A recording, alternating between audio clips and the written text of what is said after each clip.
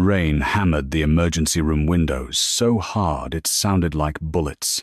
Nurse Elena Carter had worked enough night shifts to know the difference between panic and death. Panic was loud. Death was quiet. Tonight, the ER was quiet. Too quiet. The automatic doors had burst open 3 minutes ago, and 6 men in black suits had entered like a storm wearing human skin.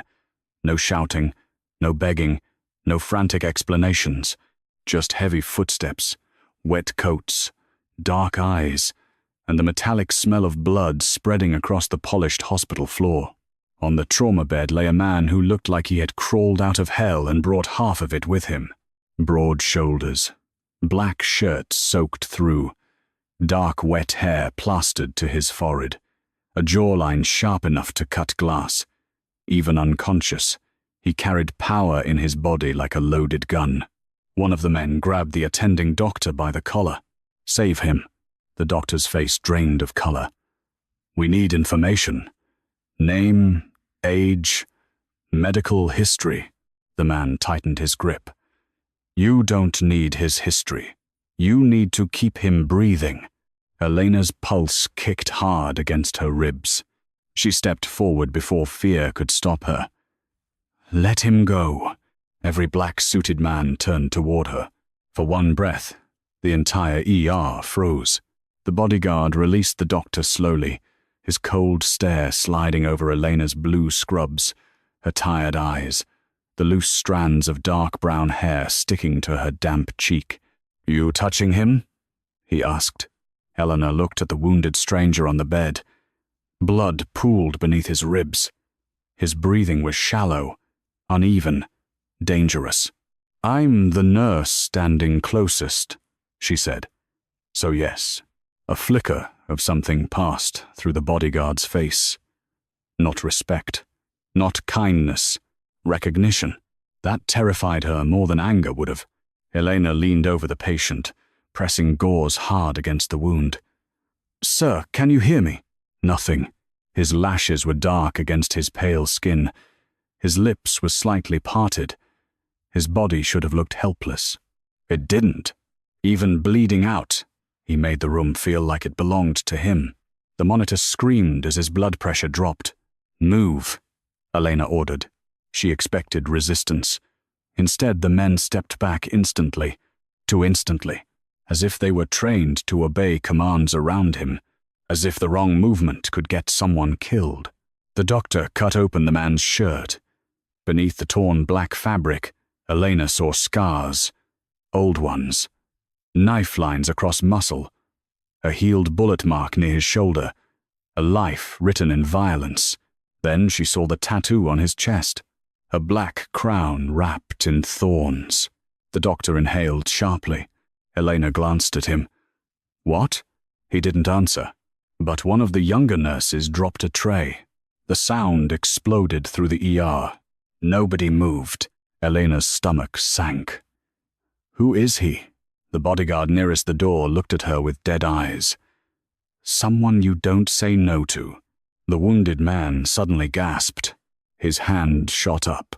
Before Elena could react, his fingers closed around her wrist. Hard, not cruelly, desperately. His eyes opened. They were dark, fevered, and terrifyingly alive. Elena froze above him, her gloved hand still pressing against his wound. Rain flashed blue across the glass behind them. Red emergency lights pulsed over his face. For a second, the world narrowed to his grip on her skin, and the way he looked at her, as if he had been searching for her through every nightmare he had ever survived.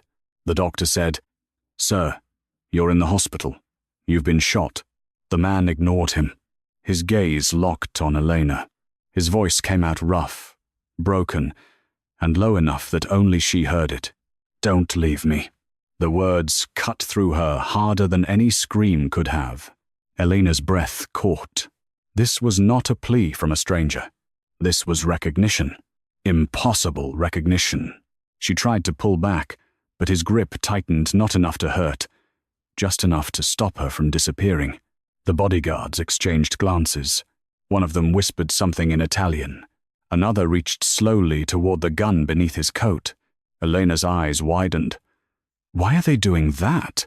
The wounded man's gaze flicked toward his men, and the entire room changed. One look, that was all it took. Every hand dropped.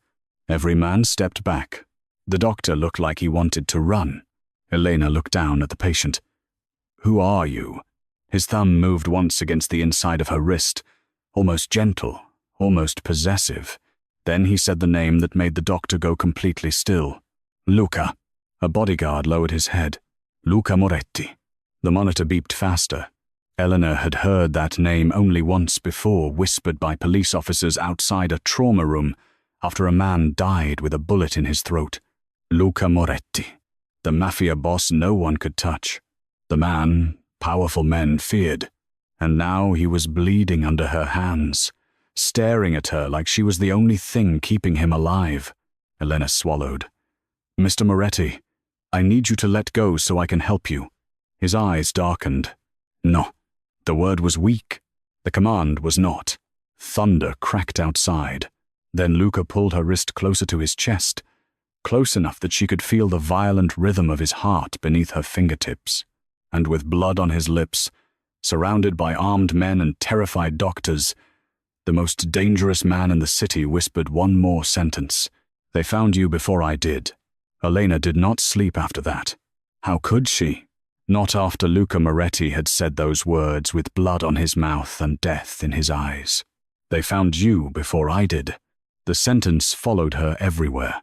It followed her through the rest of the surgery, when the trauma team rushed him upstairs and his men filled the hallways like shadows with weapons. It followed her when the hospital director arrived in the middle of the night, wearing a suit over his pajamas, sweating through his collar while pretending not to be afraid. It followed her when a detective tried to ask questions and one of Luca's men simply looked at him until the detective changed his mind. By sunrise, the ER had gone back to pretending it was normal. Hospitals were good at that. Blood was mopped. Broken glass was swept. Names were erased from intake forms. People whispered for a few hours, then went back to charts, coffee, and alarms. But Elena could still feel his hand around her wrist. Not painful, not violent, desperate, as if she had belonged to a memory he could not afford to lose. She stood in the staff bathroom with both hands pressed against the sink, staring at herself beneath the fluorescent lights. Her blue scrubs were clean now, but she still felt stained. Her dark hair was coming loose from its tie. Her face looked pale, exhausted, older than 27. Her wrist carried faint red marks from his fingers. She touched them once, a mistake. Her skin remembered him. Elena turned on the cold water and scrubbed harder than necessary. "You're being ridiculous," she whispered to her reflection. But her reflection did not believe her. Outside the bathroom, the day shift had arrived. Nurses traded tired jokes. Doctors moved too fast. Families cried behind curtains. Machines beeped. Life kept breaking open in predictable ways. Elena preferred predictable. Predictable meant rent due on the 1st. Predictable meant ramen on nights when overtime did not get approved.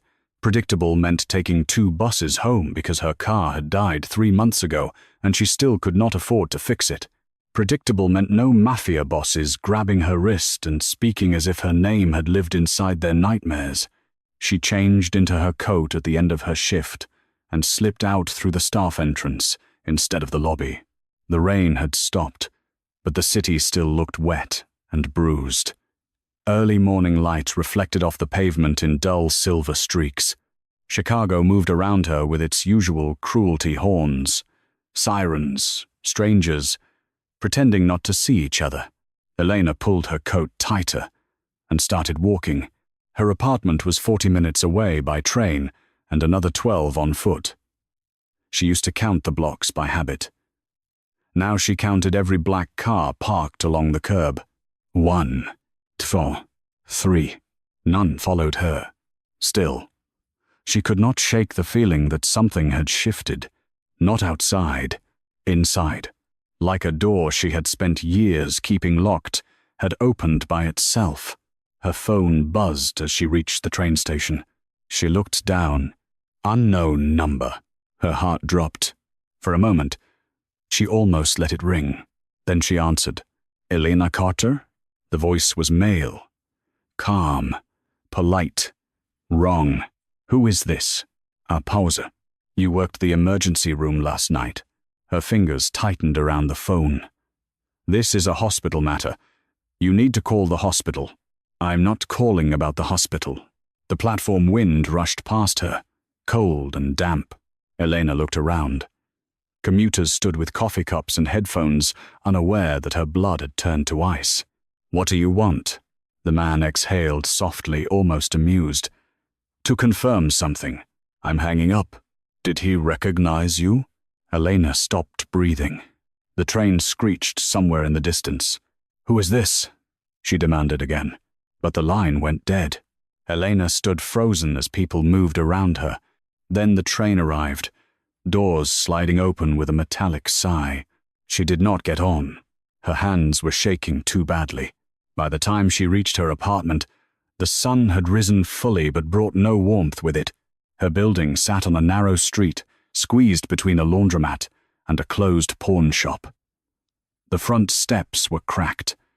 The hallway smelled like old paint, cigarette smoke, and someone's burnt toast. The elevator had been broken for 6 weeks, so Elena climbed 4 flights with legs that felt heavier than they should have. At her door, she paused. The lock looks normal. The mat was crooked.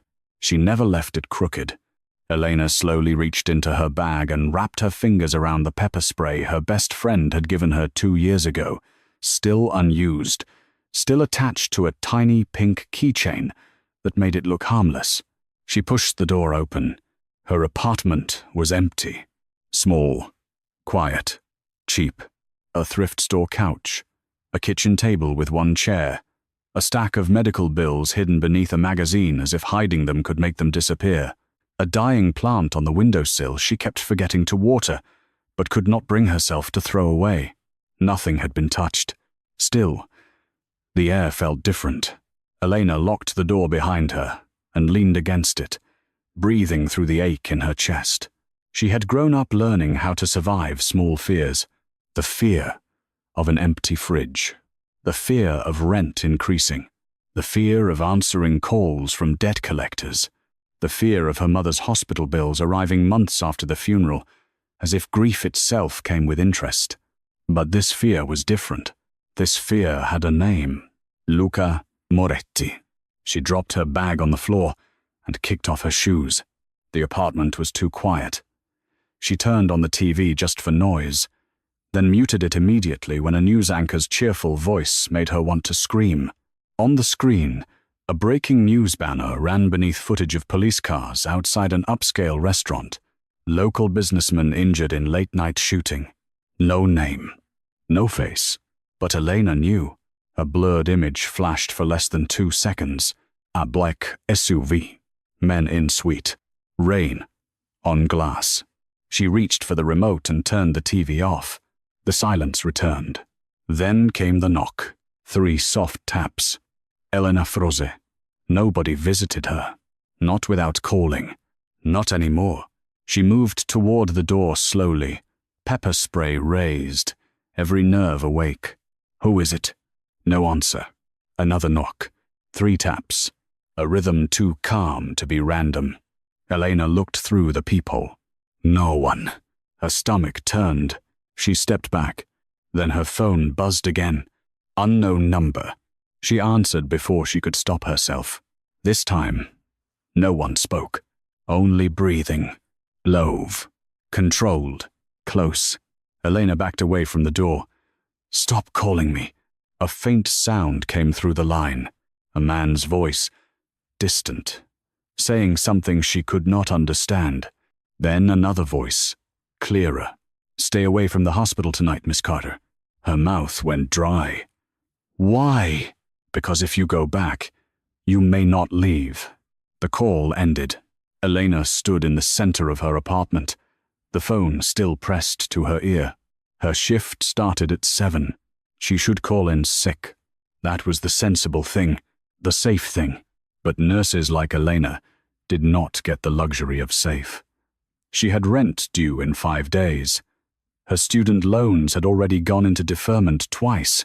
Her supervisor had warned her last month that one more unplanned absence would be reported. And there was something else, something she hated herself for. Luca Moretti was still in that hospital, wounded, dangerous, surrounded, and somehow, impossibly, connected to her. Elena sank into the single chair at her kitchen table. Her mother's old necklace lay beside a pile of unopened envelopes.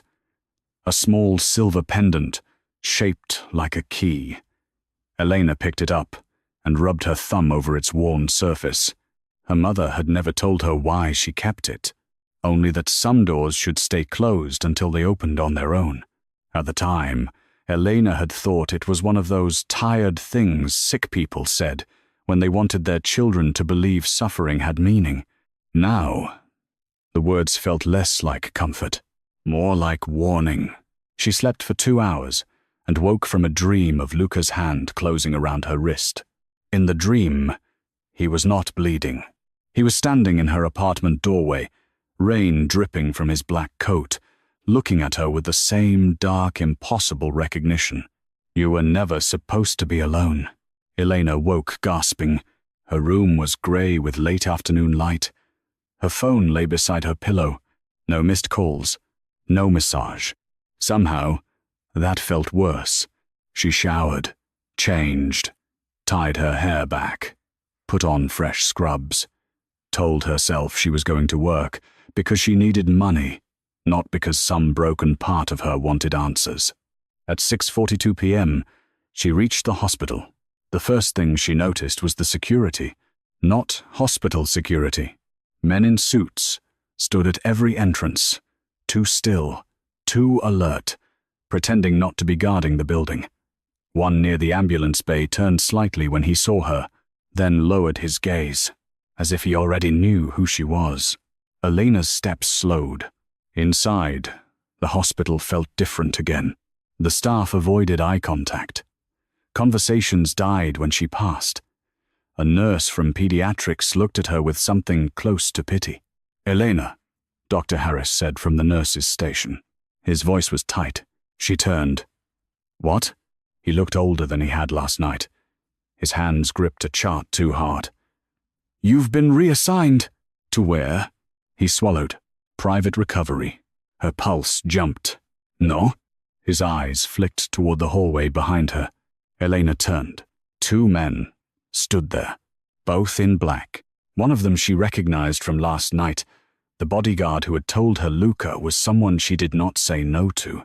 He stepped forward. "Mr. Moretti requested you."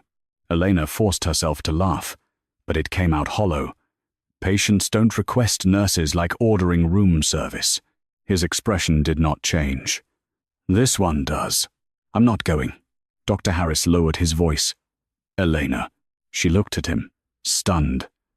"You're serious?" His face was pale. "Just do what they ask." Something inside her cracked. All her life, men had decided things around her.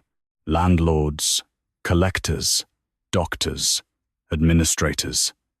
Men with money, men with power. Men who never had to raise their voices because the world already leaned toward them. And now Luca Moretti, unconscious or awake, bleeding or healing, had reached from a private hospital room and pulled her into his orbit as if her life had been waiting for his command.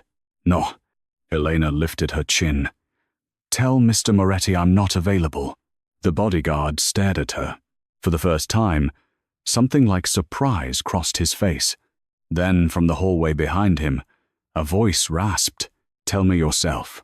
Elena went still. The bodyguards moved apart. Luca Moretti stood at the far end of the corridor. He should not have been standing. His skin was pale. A bandage showed beneath the open collar of his black shirt. One hand gripped an IV pole, the other pressed lightly against his side, where blood had nearly taken him from the world less than 24 hours earlier. But his eyes were alive, dark, fixed entirely on her. The hallway seemed to empty without anyone moving. Elena felt every heartbeat in her throat. "You should be in bed," she said. His mouth curved faintly, but there was no humor in it. "You didn't answer my question." "What question?" Luca took one slow step toward her. Every man around him tensed, but none dared stop him. His gaze dropped briefly to her wrist, to the place his fingers had marked her. Then he looked back into her eyes. "Why did you run from me?" he asked softly, "when I've spent 10 years trying to find you?" Elena stared at him, as if the hallway had tilted beneath her feet. 10 years. The words did not belong in the hospital corridor. They did not belong beside the sterile smell of antiseptic, the hum of fluorescent lights, the distant beeping of monitors. They belonged to locked rooms, buried secrets, dead people. She forced herself to breathe. "I don't know you." Luca Moretti's face did not change, but something in his eyes hardened, not with anger, with pain. That's what they wanted. A cold ripple moved down Elena's spine. Behind her, Dr. Harris shifted nervously. "Mr. Moretti, you really shouldn't be standing. Your stitches—" Luca did not look away from Elena. "My stitches are not your concern." The doctor went silent. That was the first thing Elena hated. Not Luca's power, not the men behind him, the silence he created. A silence people surrendered to. She lifted her chin. "I'm not one of your men." "No," Luca said quietly. "You're not." His gaze lowered again to her wrist. The faint marks were still there, half hidden beneath her sleeve. Elena pulled her hand back instinctively. His jaw tightened. The bodyguard from last night stepped closer. "Miss Carter, we should move this conversation somewhere private." Elena laughed once, sharp and humorless. "Private? You mean where no one can hear me say no?" The bodyguard's expression darkened. Luca's voice cut through the air. "Matteo, one word." The bodyguard stopped. Luca's eyes never left Elena. "No one touches her. No one threatens her. No one speaks for me." Matteo lowered his head. "Yes, boss. Boss." The word landed heavily. Elena knew what Luca was. Everyone in Chicago knew, whether they said it out loud or not.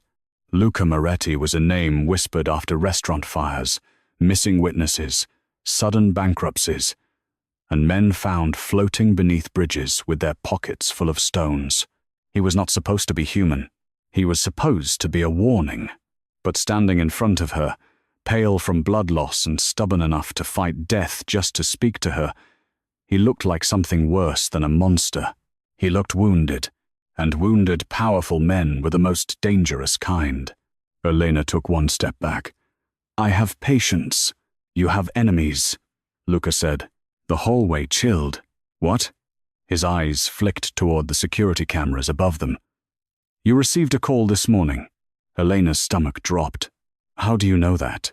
Luca's silence answered before his mouth did. Of course he knew. Men like him did not ask permission to enter people's lives. They slipped inside through phone records, locked doors, quiet favors, and fear. Her face burned. "You had me watched.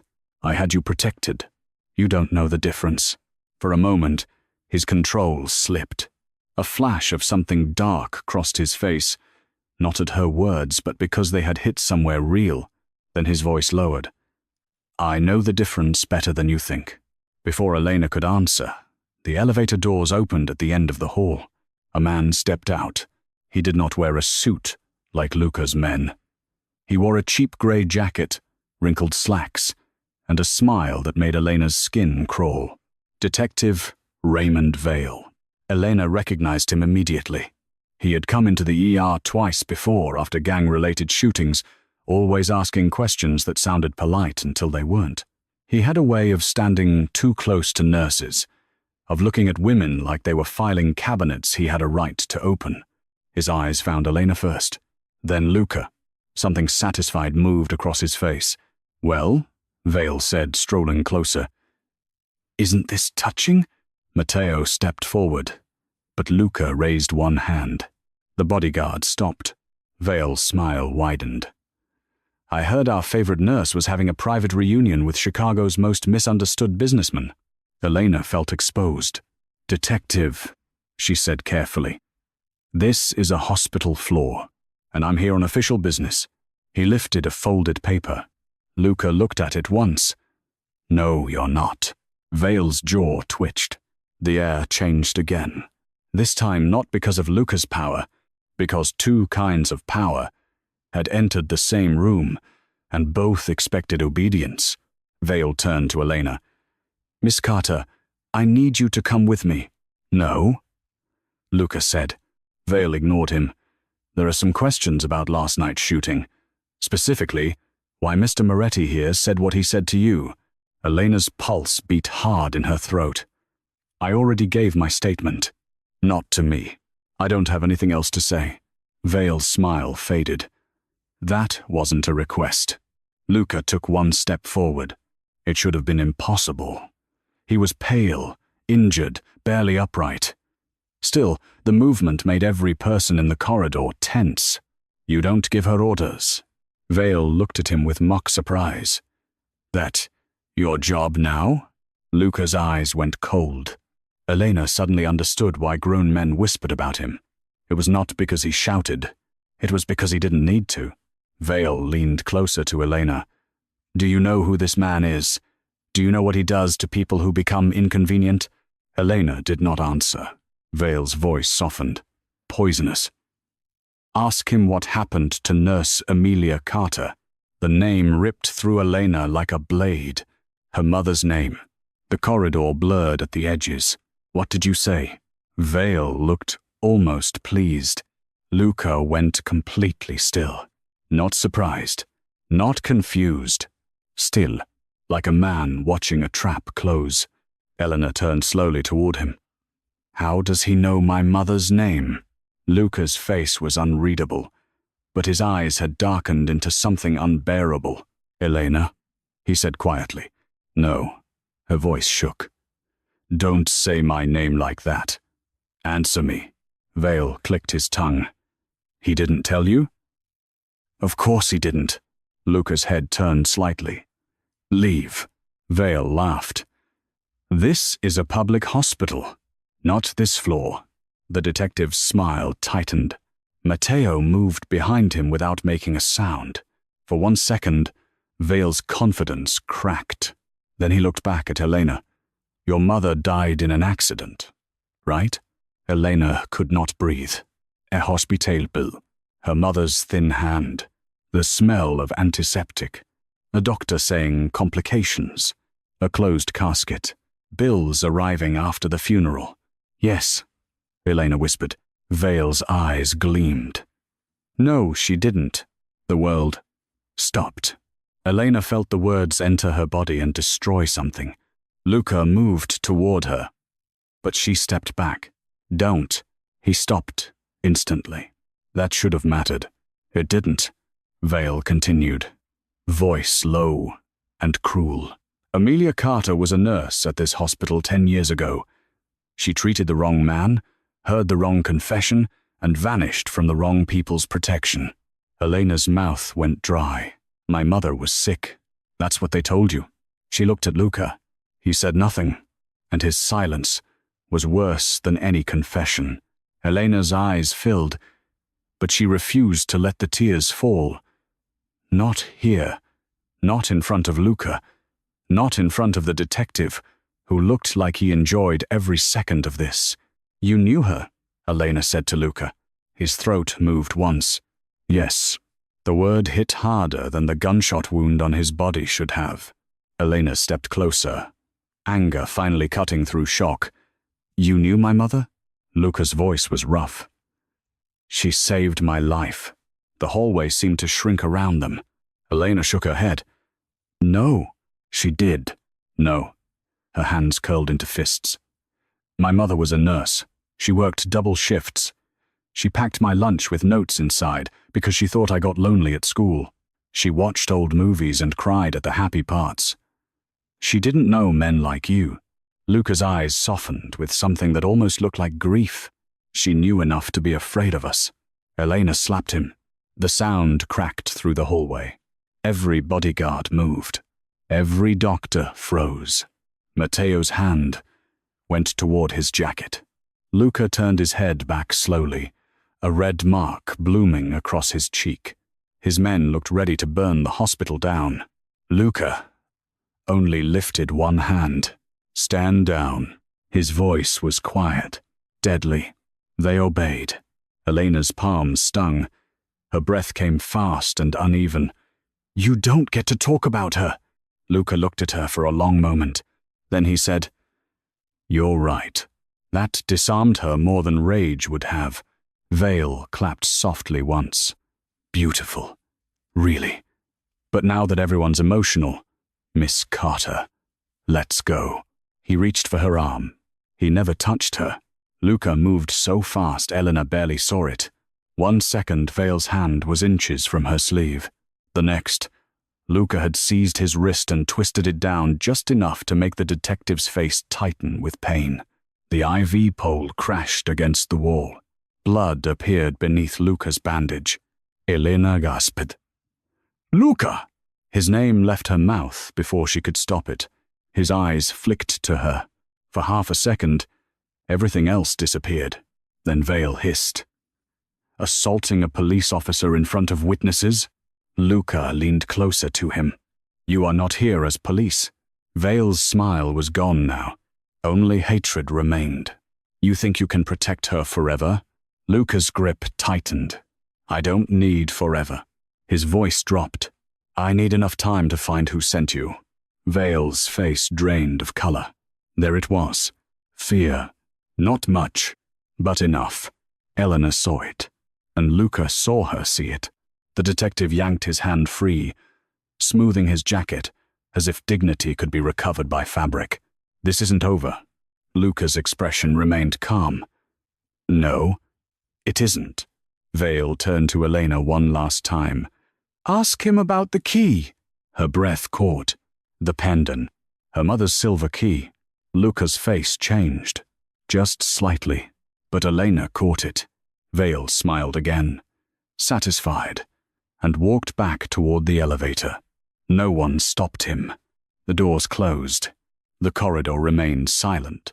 Then Luca swayed. Elena moved without thinking. Her hands caught his arm before he fell. Heat shot through her at the contact. His body was heavy, solid, trembling from pain he had refused to show. Blood had seeped through the white bandage beneath his shirt. His hand closed around the edge of the nurse's station to steady himself, but his eyes stayed on her. "Elena," he said, voice low, "listen to me." She should have let go. She didn't. "What key?" His jaw flexed. "Elena." "What key?" She repeated, sharper. Matteo looked uneasy. Luca exhaled slowly, like the answer cost him something. "Your mother left you something." Elena's heart pounded. "She left me medical debt and a necklace." Luca's gaze dropped to her throat. She had forgotten she was wearing it. The silver key rested against her collarbone. For the first time since she had met him, Luca Moretti looked afraid. Not for himself. For here. His voice was barely above a whisper. "That key opens a box people have killed for." Elena stared at him. The corridor lights buzzed overhead. Somewhere nearby, a monitor flatlined, and a team rushed past toward another life collapsing behind a curtain. But Elena could not move, could not think, could not feel anything except the cold pendant against her skin and Luca's blood warming her hand. Then her phone buzzed. Once, twice. She looked down. Unknown number. A text message appeared on the screen. "We know where your mother hid it." Then another. "Bring the key, or the next body in this hospital will be yours." Elena's hand went numb around the phone. Luca read the message over her shoulder. The softness vanished from his face. Something ancient and violent replaced it. He turned to Matteo. "Lock down the floor." Matteo nodded once and moved fast.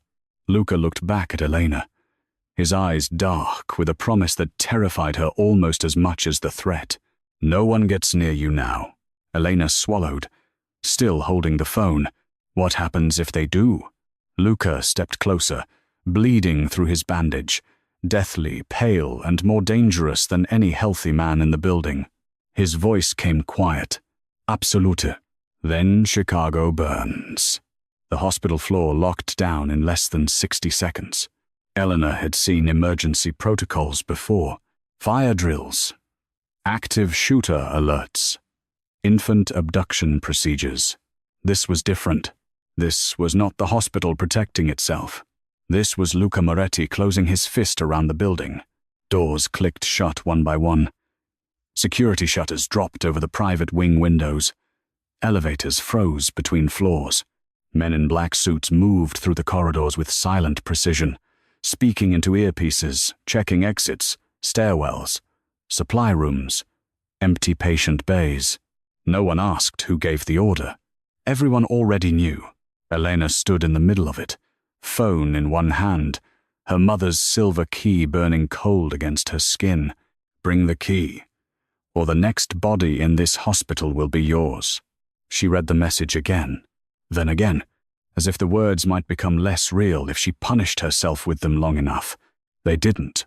Luca watched her carefully, not like a man watching a nurse, like a man watching the only fragile thing left in a room full of weapons. Elena, he said. She looked up slowly. His face was pale, his shirt damp with fresh blood beneath the bandage, but his eyes were steady, too steady, the kind of calm that came before violence. Give me the phone. No. His jaw tightened. They can track it. Then let them. Her voice shook, but she held the phone tighter. Maybe I want them to come here. Maybe I want answers. You don't want these men close. You don't get to decide what I want. I get to decide what keeps you alive. The words landed between them like a slammed door. Elena stared at him. Something inside her, already cracked from fear and grief and exhaustion, split open completely. You keep saying things like that, she whispered. Like you have some right. Luca went still. You walk into my hospital bleeding. You grab my wrist. You say you've spent 10 years looking for me. You know my mother. You know my phone calls. You know about a key she left me. Her voice rose with every word. And now you think you can lock down an entire hospital and tell me it's protection? His expression did not soften. That almost made it worse. Yes, he said. Elena laughed once, breathless and bitter. You're insane. No. He took one slow step toward her. I'm late. The words stopped her. For the first time, his voice broke not loudly, not dramatically, but enough that she heard the wound beneath it. Late. Not angry. Not possessive. Guilty. Elena's throat tightened against her will. Before she could speak, Dr. Harris appeared at the end of the hall, flanked by 2 nurses and a hospital administrator whose face looked as if every ounce of color had been drained from it. This has gone far enough, the administrator said, attempting authority and failing halfway through. Mr. Moretti, this is still a medical facility. You cannot seize control of... Matteo stepped into his path. The administrator stopped. Luca did not look away from Elena. Is the west stairwell secured? Matteo answered. Yes. Ambulance bay? Covered. Police? 2 units outside. Neither moving. Elena's eyes sharpened. Police are outside? Luca's silence confirmed it. The air left her lungs. Detective Vale had not gone far. Of course, he hadn't. He had delivered the threat, and then waited to see what fear would make them do. Luca finally turned to the administrator. Move every civilian off this floor. The administrator blinked. Civilian? Patients. Staff. Visitors. This wing has recovering patients. Then recover them somewhere else. Dr. Harris stepped forward, voice tight. Luca, you can't just... Luca looked at him. Not with anger. With recognition. Elena noticed it immediately. Dr. Harris stopped mid-sentence. Her blood cooled. You 2 know each other, she said. Dr. Harris's face twitched. Luca's eyes remained on him. Don't. That single word. told Elena everything. The doctor knew more than he had admitted. Maybe he had known from the beginning. Maybe everyone had. Elena turned to Dr. Harris slowly. "What did you know about my mother?" He looked trapped. "Elena, this isn't the time." Her laugh came out broken. "That's what people say when they've had 10 years to tell the truth and still didn't." His eyes lowered. A sick silence filled the hall. Elena stepped closer. "You knew her?" Dr. Harris swallowed. "Yes." The floor felt unstable beneath her. "You worked with her?" "Yes." "You told me you transferred here 5 years ago." "I did." "Then how did you know her 10 years ago?" He closed his eyes, and Elena understood before he answered. Her mother's funeral. A man standing beneath an umbrella across the street. She had been 17, drowning in grief, surrounded by neighbors and distant relatives who spoke in soft voices and brought casseroles she never ate. There had been a man she did not know near the cemetery gate. Tall, thin, grey-haired even then. Watching. She had thought he was another doctor. She had forgotten him. Until now. "You were there," she whispered. Dr. Harris's face folded with shame.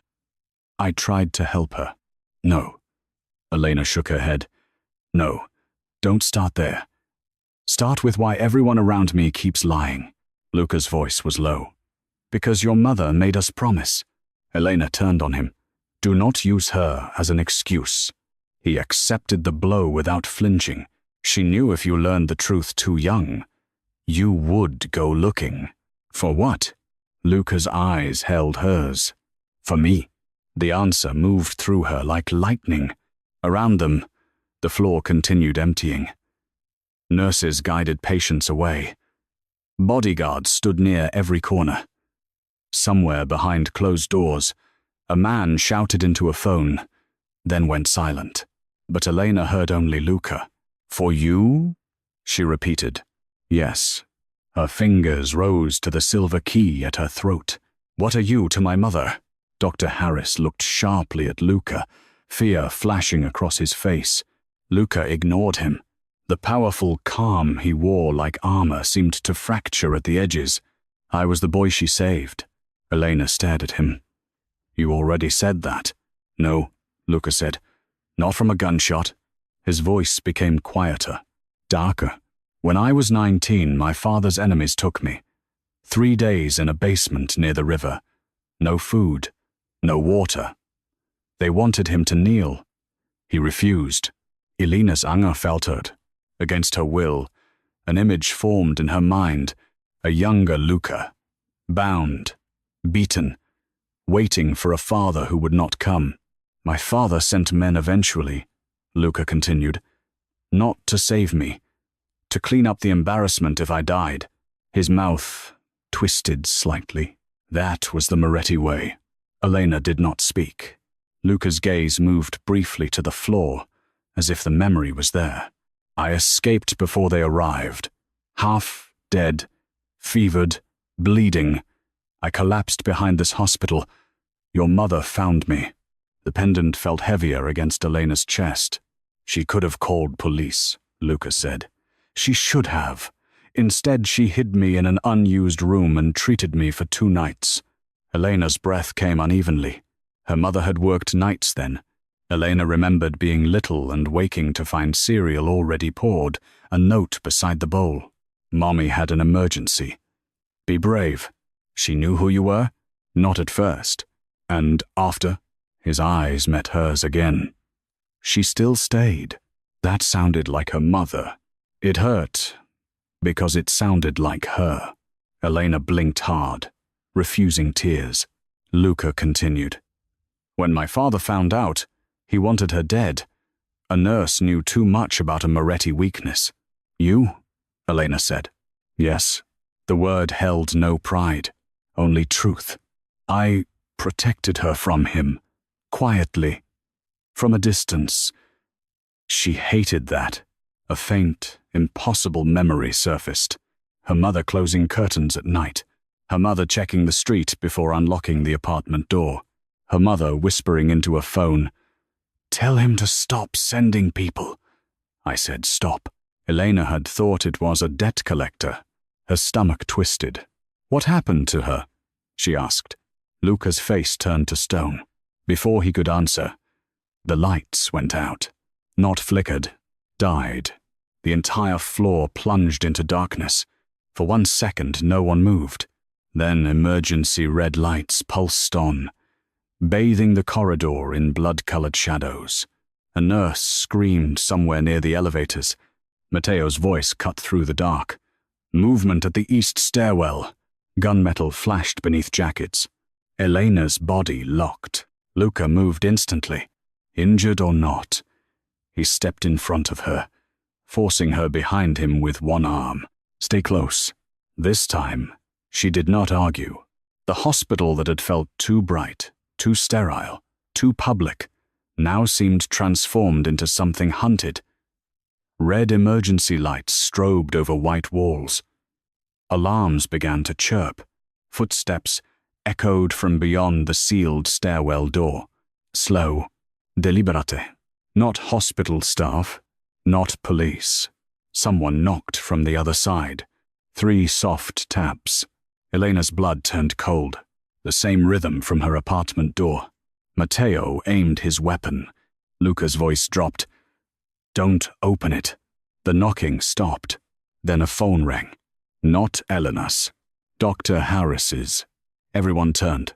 The doctor stood frozen, phone glowing in his shaking hand. Unknown number. Luca looked at him. "Answer it." Dr. Harris did.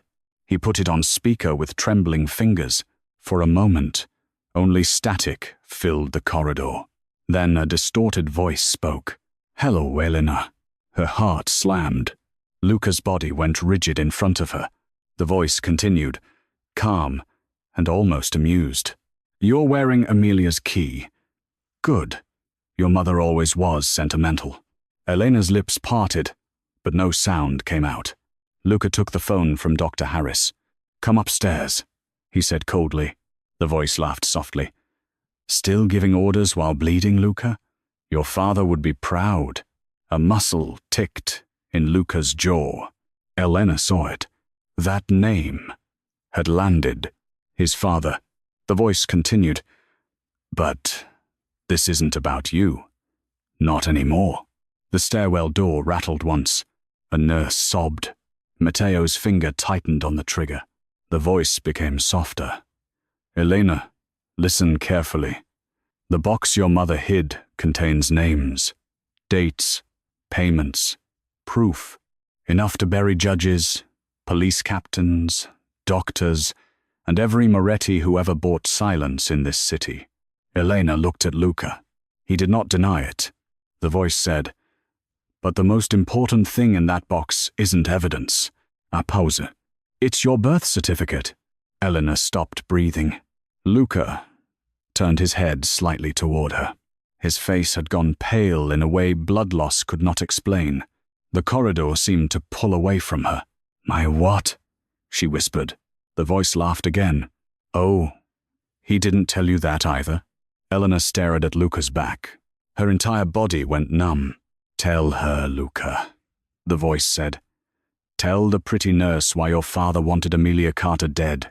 Luca's silence was terrible. Elena stepped out from behind him. He turned immediately. "Elena." "No." Her voice was barely there.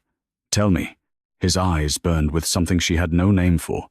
Pine, guilt, fear, love maybe. But that was impossible. That was insane. The voice on the phone whispered, "Tell her who she really is." The stairwell lock clicked. Matteo shouted, "Boss!" But Elena did not look away from Luca. The world had narrowed to his face. His confession. His ruin. Luca reached toward her, then stopped himself before touching her, as if he knew he had lost that right. His voice came rough and low. "Your mother wasn't killed because she saved my life." Elena felt her heart cracking before he finished. "She was killed because she refused to give you back." The words made no sense. Then they made too much sense. Elena staggered 1 step. Luca's eyes shone dark in the red emergency light. "Elena," he said, each word torn from somewhere deep inside him. Amelia Carter was not your birth mother. The stairwell door burst open behind them. Men, in masks, flooded the corridor, but Elena did not scream. She could not, because Luca's final words had already destroyed the world before the first gun was raised. You were born a Moretti. The first gunshot shattered the corridor lights. Elena did not move. She could not.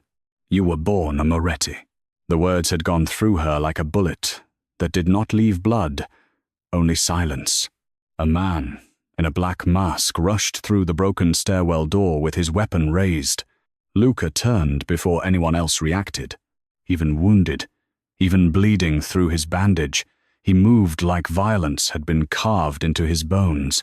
He shoved Elena behind him and slammed his shoulder into her body hard enough to send both of them crashing through the open doorway of a nearby recovery room. Glass exploded behind them. A nurse screamed. Matteo shouted orders in Italian. The corridor erupted into chaos. Elena hit the floor on her side, pain flashing through her hip. Luca landed above her, one arm braced beside her head, shielding her with his body as bullets tore through the wall where she had been standing seconds before. For one impossible moment, she smelled him. Blood, rain, antiseptic, expensive cologne, ruined by smoke. Then he looked down at her, not at the door, not at the bullets, at her. Are you hit? She stared at him. Elena. His voice snapped, something awake inside her. No, she gasped. No, I'm not. Another gunshot punched through the room. A vase burst apart on the windowsill. Ceramic fragments sprayed across the floor. Luca rolled off her, grabbed the hospital bed, and shoved it against the door with a brutal force that tore a sound of pain from his throat. Elena scrambled up, her hands shaking. You're bleeding. He ignored her. Stay away from the windows. Luca, your stitches. Elena. He turned toward her, eyes black in the red emergency glow. Do exactly what I say right now, and hate me later. She wanted to scream at him, wanted to demand he take back what he had said, wanted to know why the ground beneath her entire life had collapsed in a hospital hallway while masked men came for her mother's necklace. Instead, she ducked as another round of gunfire tore through the door. The hospital bed jerked violently. Luca pulled a gun from beneath the back of his waistband. Elena froze.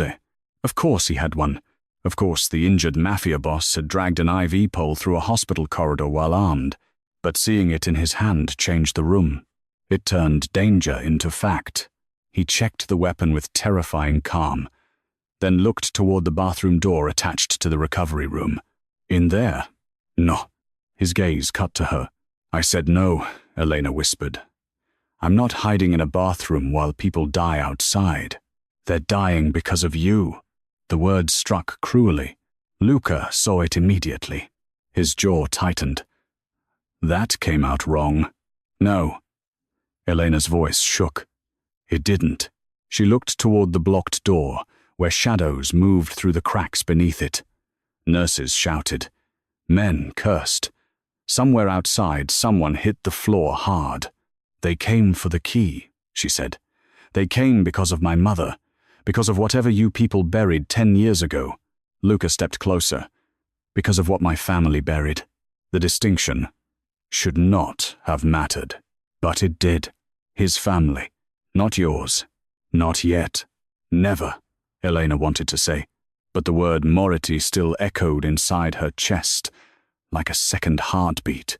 Another impact slammed against the door. The hospital bed shifted. Luca raised the gun. Elena. Bathroom. Now. This time. She saw the fear beneath the command. Not fear for himself. Fear that she would disobey, and he would have to watch what happened. That should not have softened her. It did. She backed toward the bathroom. Before she reached it, the window behind them cracked. A dark shape swung outside the glass. Elena turned just as a masked man appeared on the emergency ladder beyond the window, weapon raised. Her scream caught in her throat. Luca fired once. The glass blew outward, The man vanished into the rain-dark void beyond the building. The sound was deafening. Elena staggered back, ears ringing. Luca lowered the gun slightly, breathing hard. Blood had spread across his shirt again, dark and wet. He was going to collapse. He looked immortal, but he was not. That terrified her more than it should have. The door slammed inward. The bed scraped across the floor. Luca grabbed Elena's wrist. Not like before. Not desperately. This time with command. Run. He pulled her through the bathroom door and shoved open the small service panel behind the supply shelves. Elena stared in disbelief at the narrow maintenance passage beyond it. You knew this was here? I own the building next door. What? Laughter. That is not an answer. It's the only one you're getting while people are shooting at us. He pushed her into the passage first, then followed, closing the panel behind them just as the recovery room door gave way. Darkness swallowed them. The passage was narrow, damp, and hot, with old pipes running along the ceiling. Red emergency light bled through small vents in the wall, flickering across Luca's face as he moved behind her. Elena could hear the attack continuing outside. Gunfire, shouting, a body, hitting metal. She pressed one hand over her mouth to keep from making a sound. Luca's hand settled against the small of her back. Zaiding, possessive, protective. She hated the way her body recognized the safety in it. This way, he whispered. They moved through the passage, crouched low, with the city storm rumbling somewhere beyond the walls. Elena's shoes slipped once on the dusty floor, and Luca caught her instantly. His grip was firm. Varm. Tu familiar. She pulled away. His hand dropped. Neither of them spoke for several seconds. Then Elena whispered, You lied to me. I withheld the truth. She turned on him in the narrow space. That is what liars say when they're rich enough to hire lawyers. His eyes darkened. Fair hit? Good. She wanted to hurt him. She wanted him to hurt the way she hurt. You told me my mother died because she protected me, Elena whispered. But she wasn't my mother. She was your mother. You know what I mean. Luca looked away. That was answer enough. Elena laughed quietly, brokenly. Who were they? His jaw tightened. My parents? He said nothing. Tell me. No. The refusal came too fast. Too sharp. Elena stepped closer. You don't get to do that anymore. You can hate me and live, or I can tell you everything and get you killed tonight. I am already being shot at in a hospital. Because they think you have the key, not because they know what you are. Elena touched the pendant at her throat. What am I? Luca's eyes moved to the silver key, then back to her. The last living daughter of a Moretti bloodline my father tried to erase. The passage seemed to shrink around her. No. Yes. No. My name is Elena Carter. His face softened. It still is. My mother was Amelia Carter. She still was. My life was normal. Luca's expression turned almost sad. No, Elena. Your life was hidden. The words cut deeper than she expected. Hidden. Not poor. Not unlucky. Not abandoned. Hidden. Every cheap apartment. Every school transfer. Every strange number her mother never answered. Every time Amelia pulled Elena away from the window and said, Don't stare at men in black cars, sweetheart. Elena backed into the wall. The metal pipe behind her was cold against her spine. I don't want this. I know. You don't know anything. I know what it feels like to have the name Moretti forced into your blood like a curse. For the first time, she heard it. Not power, not pride, disgust. Luca hated the name, too. Footsteps thundered somewhere above them. Luca went still. He raised one finger to his lips. Elena froze. Through the wall, a voice barked, Find her. Boss wants her alive. The key intact. Another voice answered, And Moretti? A pause. Bleed him out. Elena's eyes snapped to Luca. He did not react. as if hearing men discuss his death was nothing new. The footsteps faded. Luca waited 3 more seconds, then moved. This leads to the old surgical wing.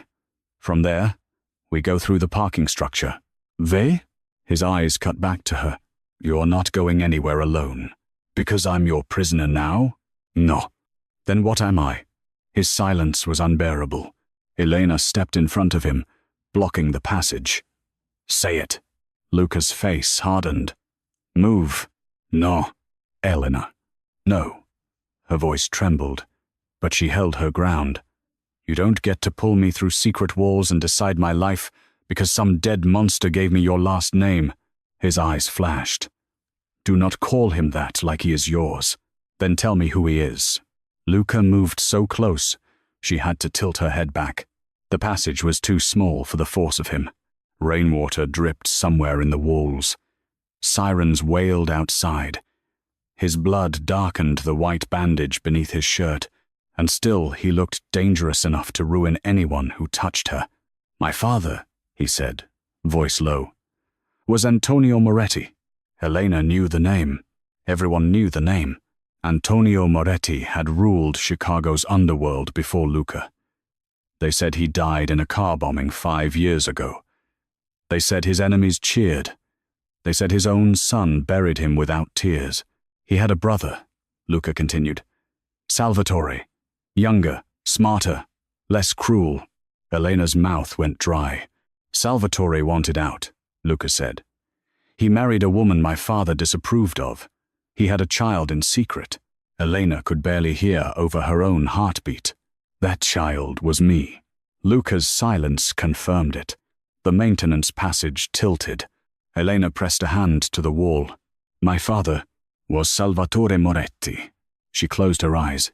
A stranger became blood. A dead man became a ghost in her bones. And my mother? Luca's face changed. Subtle, but Elena saw it. The answer was worse. Her name was Clara. Elena swallowed. Was? His eyes turned hard again. My father had them both killed. Elena stopped breathing. Luca continued before she could speak. Amelia was working that night. She was assigned to the private clinic where Clara gave birth. When she realized Antonio's men were coming, she took you. Elena's hand flew to her mouth. She ran with me? She saved you. The truth hit Elena so violently her knees nearly gave. Amelia Carter, her mother. Not by blood, by choice. Betrayal. Love. A woman who had taken another woman's newborn and run from the most dangerous family in the city. A woman who raised that child alone, poor, hunted, and afraid. A woman who never once made Elena feel like a burden. Tears finally spilled down Elena's cheeks. Luca watched her like the sight hurt him. Why didn't you tell me? Because she wanted you to have a childhood. Elena laughed through the tears. I had debt collectors. You had mornings, schools, friends, birthday cakes, a name no one feared. His voice lowered. That was more than any Moretti child gets. She wiped her face angrily. And you? Where were you in this? Luca's expression closed. I found out later. How much later? After she died. Elena stared at him. The fury returned. You said you spent 10 years looking for me. I did. You said my mother made you promise. She did. How could she make you promise if you found out after she died? Luca's eyes darkened with something too old for his face. Because she left me a letter. The answer stole her anger for half a second. A letter. From Amelia. Elena's chest tightened. You have it? Yes. Where? Somewhere safe. Give it to me. I will. When? When you are somewhere they can't reach you. She laughed again, but there was no humor left in it. So I have to follow you to earn my mother's words?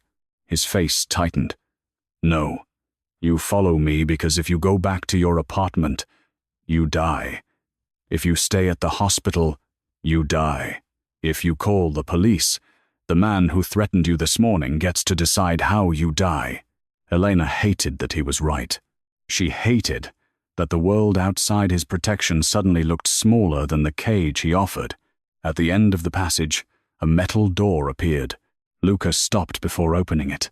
His breathing had become heavier, too heavy. Elena looked down. Blood was dripping from beneath his jacket onto the floor. "Luca, I'm fine." "You are not fine. I've been worse." "That is not medical reassurance." A faint shadow of a smile touched his mouth. It vanished quickly. Elena moved toward him, nurse instinct overpowering fear. She opened his jacket and checked the bandage. It was soaked. "Damn it," she whispered. His eyes stayed on her face as her hands worked over him. She could feel his gaze. Hot, controlled, almost reverent. "Stop looking at me like that," she said. "Like what?" "Like you already know me." His voice softened. "I know pieces. That's worse." "I know." She pressed hard against the wound. He hissed through his teeth but did not pull away. "Your stitches tore," she said. "You need pressure and antibiotics and a surgeon who isn't hiding from gunfire. I have you." The words were quiet, too intimate. Elena looked up. For a second, his armor slipped again. Not enough to make him safe. Enough to make him human. "You can't say things like that," she whispered. "Why?" "Because I don't know whether you're protecting me because I'm useful, because I have that key, because of guilt, or because you think my blood belongs to you." His eyes sharpened. "No one owns your blood. You grabbed my wrist and ordered my life around. I grabbed your wrist because I woke up from a nightmare and saw the face I'd been trying to keep alive for 10 years. Elena's breath caught. Luca looked as if he regretted saying it. Then he reached past her and opened the metal door. Cold air rushed in. They stepped into the old surgical wing. It was abandoned. Dark operating rooms lined the hall behind dusty glass. Surgical lamps hung like dead moons. Sheets covered equipment no one had used in years.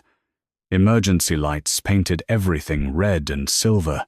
At the far end, an exit sign glowed. Hope. Then someone stepped from the shadows beneath it. Detective Vale. He held a gun, and he was smiling. Elena stopped so abruptly Luca nearly pulled her back. Vale looked from her to Luca, then to the silver key at her throat. "There she is," he said. "Chicago's little lost princess." Luca raised his gun. Vale raised his higher. "Careful," Vale said. "My men hear one shot. They kill every nurse on this floor." Elena's stomach dropped.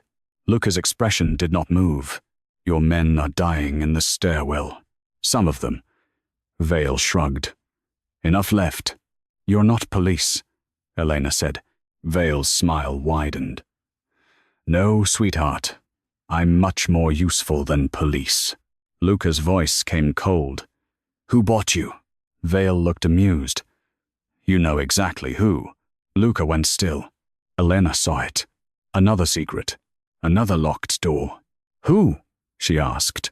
Vale's eyes gleamed. "Tell her, Luca." Luca did not answer. Vale clicked his tongue. "Still protecting the dead?" "How noble." He stepped closer, gun steady. "Antonio Moretti may be gone, but his money isn't. His allies aren't. His sins aren't." Vale looked at Elena. "And neither is his will." Elena's skin went cold. "Will?" Luca's jaw clenched. Vale laughed softly. "Oh, this is delicious. He really told you nothing." Elena turned toward Luca. "What will?" Luca's silence answered.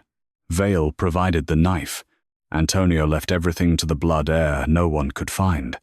His gaze dropped to the key. Not Luca. Not the loyal son who took the bullets, cleaned the messes, and built the empire back from ashes. Elena felt the floor disappear beneath her. Vale's smile turned cruel. "You." The word hung in the cold surgical wing. Elena shook her head. "No." "Yes," Vale said. "Every company. Every account. Every property. Every judge, cop, and senator he bought. The entire Moretti empire belongs to you, Elena Carter. She could not breathe. Luca's eyes remained fixed on Vale, but his face had gone pale. Elena whispered, "Is that true?" Luca's voice was rough. Yes. The betrayal hit differently this time. Not because he had lied, because he had saved the biggest truth for last. Elena stepped away from him. "Elena," he said quietly. "No." She shook her head, tears burning hot now. "No more." Vale watched them like theater. "You see it now, don't you?" he said. "He wasn't searching for you out of kindness. He was searching because you are the key to everything." Luca's gun remained steady, but his eyes moved to Elena. "That is not why." "Then, why didn't you tell her?" Vale asked. Silence. Elena looked at Luca. He had no answer that could save him. Vale took another step. "Come with me, Elena. I'll give you the truth. The letter, the box, your real name." Luca's voice lowered. "He'll put a bullet in your head the moment the vault opens." Vale smiled. "Maybe, but at least I'm honest about wanting something." Elena's heart pounded so hard it hurt. She stood between two men with guns. One wanted her key. One wanted her alive. Both had lied. Both belonged to a world that had killed her mother. Amelia, her mother, the only true thing left. Elena slowly reached for the pendant at her throat. Luca's eyes sharpened. "Don't." Vale's smile grew. Elena unclasped the necklace. The silver key lay in her palm, small and old and impossibly heavy. "Elena," Luca said, voice dangerous now. She looked at him. For the first time since she had met him, she saw real fear in his eyes. Not fear of dying, fear of losing her trust completely. "You said no one owns my blood," she whispered. "No one does. Then no one decides what I do with it." Before either man could move, Elena threw the key. Not to Vale, not to Luca. She threw it through the open surgical room door beside her. It slid across the tile floor, disappeared beneath a covered operating table, and vanished into darkness. Vale cursed and turned his gun away for half a second. Half a second was all Luca needed. He fired. The bullet struck Vale's shoulder, spinning him back against the wall. At the same instant, Luca grabbed Elena and shoved her behind a surgical cart as Vale fired wildly. Glass exploded above them. Metal instruments clattered across the floor. Elena hit the ground hard. Luca dropped beside her, breathing ragged, one hand clamped over his wound. Vale stumbled toward the surgical room, blood staining his grey jacket. "The key!" he shouted into his radio. She threw the key. Footsteps thundered from the far hall. More men. Too many. Luca looked at Elena. No command now. No arrogance. Only urgency. "We have to move." Elena stared back at him, shaking. "Why didn't you tell me the empire was mine?" His face tightened. "Because I was afraid." The honesty struck harder than another lie would have. "Of what?" His eyes held hers in the dark. "That, once you knew, you would look at me and see only another man who wanted to take something from you." Gunfire erupted behind them. Luca pulled her to her feet, but this time, Elena did not wait for him to drag her.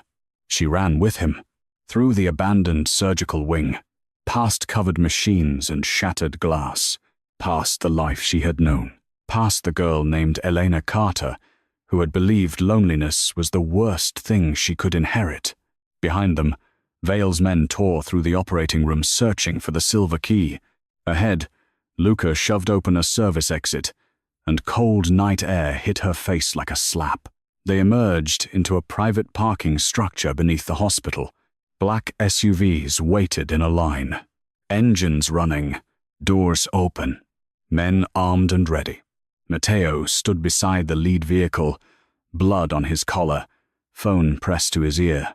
When he saw Luca and Elena, relief flashed across his face. Then, fear. "Boss," he said, "we have a problem." Luca's hand tightened around Elena's. "What?" Matteo looked at Elena, then back at Luca. They already opened the vault.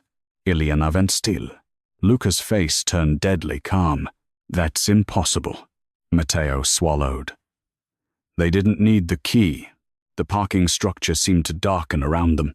Rain blew in from the open entrance, carrying sirens, smoke, and the distant echo of chaos. Matteo's voice dropped. They had a second one. Elena felt the blood drain from her face. Luca turned slowly toward her, not accusing, realizing. And in that terrible second, Elena understood the same thing he did. Her mother had not hidden one key. She had hidden two, one around Elena's neck, and one with someone else. Someone still alive. Someone close enough to betray them. Before Elena could speak, Luca's phone buzzed. He looked at the screen. No name, just a video. He opened it. On the screen was Elena's apartment, her kitchen, her table, her mother's medical bills spread across the surface, and beside them, placed neatly beneath the dying plant on the windowsill, was Amelia Carter's old photograph. Then a hand entered the frame, holding the second silver key. A distorted voice spoke through the phone. "Come home, Elena." The camera tilted, and Elena saw the woman sitting tied to her kitchen chair, Dr. Harris beside her, bruised and terrified. But it wasn't Dr. Harris who made Elena's heart stop. It was the woman behind him, older now, pale, alive, wearing the same small scar above her eyebrow as the woman in the only baby photo Elena had ever owned. Luca's face went white. Elena whispered, "Who is that?" The woman on the screen lifted her head. Tears streamed down her face, and with a voice Elena had heard only in dreams, she said, "My daughter." For 3 seconds, no one in the parking structure moved. Not Luca's men, not Matteo, not even the rain seemed to fall. The woman on the phone screen stared straight into the camera with eyes that were older, sadder, and impossibly familiar. Elena felt the world narrow to the shape of her face, the slope of her nose, the curve of her mouth, the small scar above her eyebrow. The same scar Elena had seen in a faded photograph hidden inside Amelia Carter's jewelry box when she was 13. A photograph of a young woman holding a newborn wrapped in a pale yellow blanket. Amelia had taken it from Elena's hands too quickly. Just an old friend, sweetheart. Elena had believed her, because children believed the people who tucked them in at night. Now that old friend was sitting in Elena's apartment, alive, bound, crying, calling her daughter. Elena's hand went numb around Luca's. "No," she whispered. The distorted voice on the video laughed softly. "She doesn't believe you, Clara." Clara, the name Luca had spoken in the maintenance passage. Her birth mother, dead, except she wasn't. Luca's face had turned into something Elena had never seen before. Not rage, nor shock. Something worse. Recognition wrapped in horror. He stared at the screen as if a ghost had reached out of hell and touched him. "Clara," he said, barely audible. The woman's eyes shifted. Even through the phone, Elena saw the way Clara reacted to his voice. Pain, fear, and something like apology. "Luca," she whispered. A gun appeared at the side of her head. Elena gasped. Luca went completely still. The distorted voice returned. "Now that everyone is reunited, listen carefully. You have 20 minutes. Bring Elena to her apartment. Bring Luca. No army, no police, no tricks." Matteo leaned closer, trying to see the background. "Boss, we can trace..." The gun pressed harder against Clara's temple. "Try to trace this," the voice said. "And I put a bullet through the mother she never got to meet." Elena stopped breathing. Mother. The word felt wrong and sacred at the same time. Amelia was her mother. Amelia had raised her, fed her, loved her, held her through fevers, worked herself thin, died with secrets locked behind her teeth. But Clara's face on the screen tore open a hunger Elena had never known she carried. A beginning. A missing origin. A woman she looked like. A woman who had been stolen from her before she had even been old enough to remember. Luca's fingers tightened once around Elena's hand, grounding her, or himself. The video continued. Dr. Harris sat beside Clara, bleeding from his eyebrow, hands tied behind the chair. His voice shook. "Elena, don't come. Don't." Someone hit him. Elena flinched, as if the blow landed on her own face. "Enough," Luca said, voice low and lethal. The distorted voice laughed. "There he is, the heir who never inherited, the monster who tried to become better than his father, and still became exactly what we needed." Luca's jaw flexed. Elena turned slowly toward him. "What does that mean?" He did not answer. The silence hit her like a warning. On the screen, Clara lifted her head again. "Elena, listen to me. Amelia loved you. Whatever they tell you, whatever they show you, remember that." Tears blurred Elena's vision. "I don't understand," she whispered, though the woman could not hear her. Clara's eyes filled harder, as if she somehow did. "I wanted to keep you," Clara said. "I tried." The gun moved from her head to her throat. The distorted voice cut in coldly. 20 minutes. The video ended. The parking structure swallowed the silence. Elena stared at the black screen. Then she turned to Luca. "Tell me she's not my mother." Luca looked at her. He did not speak. That was the answer. Elena stepped back, pulling her hand from his. Rain blew cold mist across the concrete floor. "You said she was dead." His face tightened. "I thought she was. You told me my father and mother were killed. My father told everyone they were. Your father." The words came out sharp as broken glass. Luca's eyes darkened, but he took the cut. "Yes." Elena laughed once, brokenly. "Every answer from you creates another lie." "I didn't know. How convenient." "Elena." "No." She pointed at the phone in his hand. "That woman is sitting in my apartment, tied to my chair, calling me her daughter, and you expect me to believe you just accidentally forgot there was a living woman who gave birth to me? I was 19 when it happened." "And now?" His silence returned. Elena stepped closer, rage rising because if she stopped being angry, she would fall apart.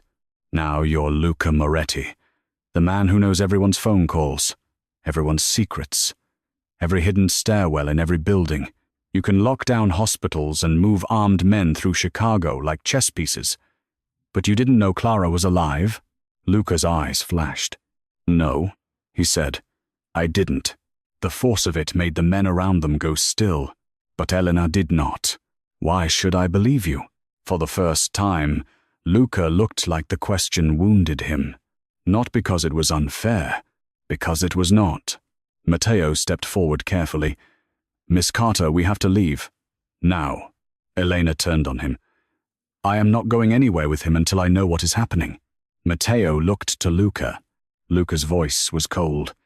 "Do not look at me for permission to answer her." Matteo swallowed. Then he faced Elena. Clara Moretti was supposed to be dead. Salvatore, too. Boss searched records, witnesses, bodies, bank accounts, old clinics, everything. We found proof of execution, photographs, grave recall, dental confirmation. Elena's stomach twisted. "Fake," she whispered. "Yes," Luca said. "Very expensive fake." Elena's voice trembled. "Who could fake that?" Luca looked toward the black mouth of the parking structure entrance. Rain glittered over the line of SUVs. "Someone who had access to my father's private archive." Matteo went pale. Elena caught it immediately. "What?" No one answered. She looked between them. "What?" Luca's expression hardened, but grief moved underneath it. "There were only 3 people with that kind of access. Your father. He's dead." "Are you sure?" Elena snapped. A dark, humorless shadow crossed Luca's face. "I watched him burn." The simplicity of it chilled her. "Who else?" Matteo's eyes lowered. Luca said, "Me." Elena's throat tightened. And the silence became dangerous. Luca looked at Matteo. Matteo looked away. Something passed between them that Elena could not read. Then Luca said the third name, "My uncle." Elena frowned. "I thought my father was your uncle." "Salvatore was my father's brother." "Then who?" "My mother's brother," Luca said. "Dante Russo." The name meant nothing to Elena, but Luca's men reacted. Small shifts. Eyes lowering, hands tightening around weapons. A name feared even among men who worked for Luca Moretti. Elena's skin prickled. "Who is Dante Russo?" Luca's mouth set into a grim line. "The man who taught my father how to be cruel." The answer settled over the parking structure like smoke. Elena glanced at the phone again, as if the video might replay by itself. "Why does he want me?" "Because Antonio's will made you untouchable," Luca said. "If you were found alive, everything passed to you. Not to me, not to the lieutenants, not to the board members laundering his money through legitimate companies. You. I don't want it. They don't care what you want. I'll sign it away. You can't until the inheritance is formally opened, and the vault contains the documents that prove your identity." Luca's voice darkened. "If Dante has opened it, he has what he needs to start the process." Elena shook her head. "That doesn't make sense. If he needs me, why threaten to kill me?" "Because he doesn't need you alive forever," Luca said. The words were flat, clinical, terrifying. "He needs your face, your blood, your signature, and maybe a few hours of public legitimacy. After that, he can create an accident." Elena's stomach turned. The cheap apartment, the unpaid bills, the broken elevator, the life she had thought was small because she was ordinary. All this time, she had been something people could profit from dead. She backed toward one of the concrete pillars. Her body felt too light, too far away. "I want to see her." Luca's answer came instantly. "No." Elena looked up slowly. The old fury returned. "No? That apartment is a trap. She is my mother." His expression tightened. Elena saw the regret too late. The word had slipped out instinctively. "My mother. Not Amelia. Not the woman who raised her." The guilt hit a second later, brutal and immediate. Her eyes filled. "I didn't mean—" "I know," Luca said softly. That softness broke something inside her. She turned away, pressing her fingers against her mouth. "I don't know who I am anymore." Luca moved closer but stopped before touching her. "You are Elena Carter." She laughed through the tears. "You just spent an hour telling me I'm not." "No," he said. "I told you where you came from, not who you are." She looked at him then. In the harsh parking garage light, bleeding through his shirt, pale from pain, surrounded by men with guns, Luca looked less like a king and more like a man holding himself together with discipline and old wounds. It would have been easier if he were only a monster. Monsters did not look at you like your pain was cutting through them. "Elena," he said, "I can get Clara out, but not if you walk into Dante's hands." "How?" His eyes shifted to Matteo. "Safe house protocol." Matteo hesitated. "Boss?" "No. Dante will expect that. I'm counting on it." Elena wiped her cheeks. "What does that mean?" Luca turned back to her. "It means we do not go to your apartment." The answer struck her like another betrayal. "You just said you can get her out." "I can." "How if we're not going?" His gaze sharpened. "Because the person who goes there will look enough like you from a distance to make Dante move his weapon away from Clara." Elena started. "No, you don't know what I'm going to say. You're going to send someone else in my place." "Yes." "No." "Elena, no." Her voice cracked. "You are not using another woman as bait." Luca's eyes went cold, not at her, but at the thought itself. "I don't use women as bait." "Then what do you call that?" "A soldier doing her job."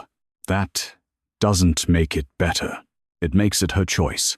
Elena stared at him. The word hit something tender and furious inside her. Choice. Everyone kept using it like they were giving her one, but every door around her led to blood. Matteo spoke carefully. Her name is Nina. She's been with us 8 years. Former military. She has done extraction work before. I don't care if she's bulletproof, Elena snapped. That woman on the video is tied to my chair because of me, because of Dante, Luca said. Because of my blood. No, his voice hardened.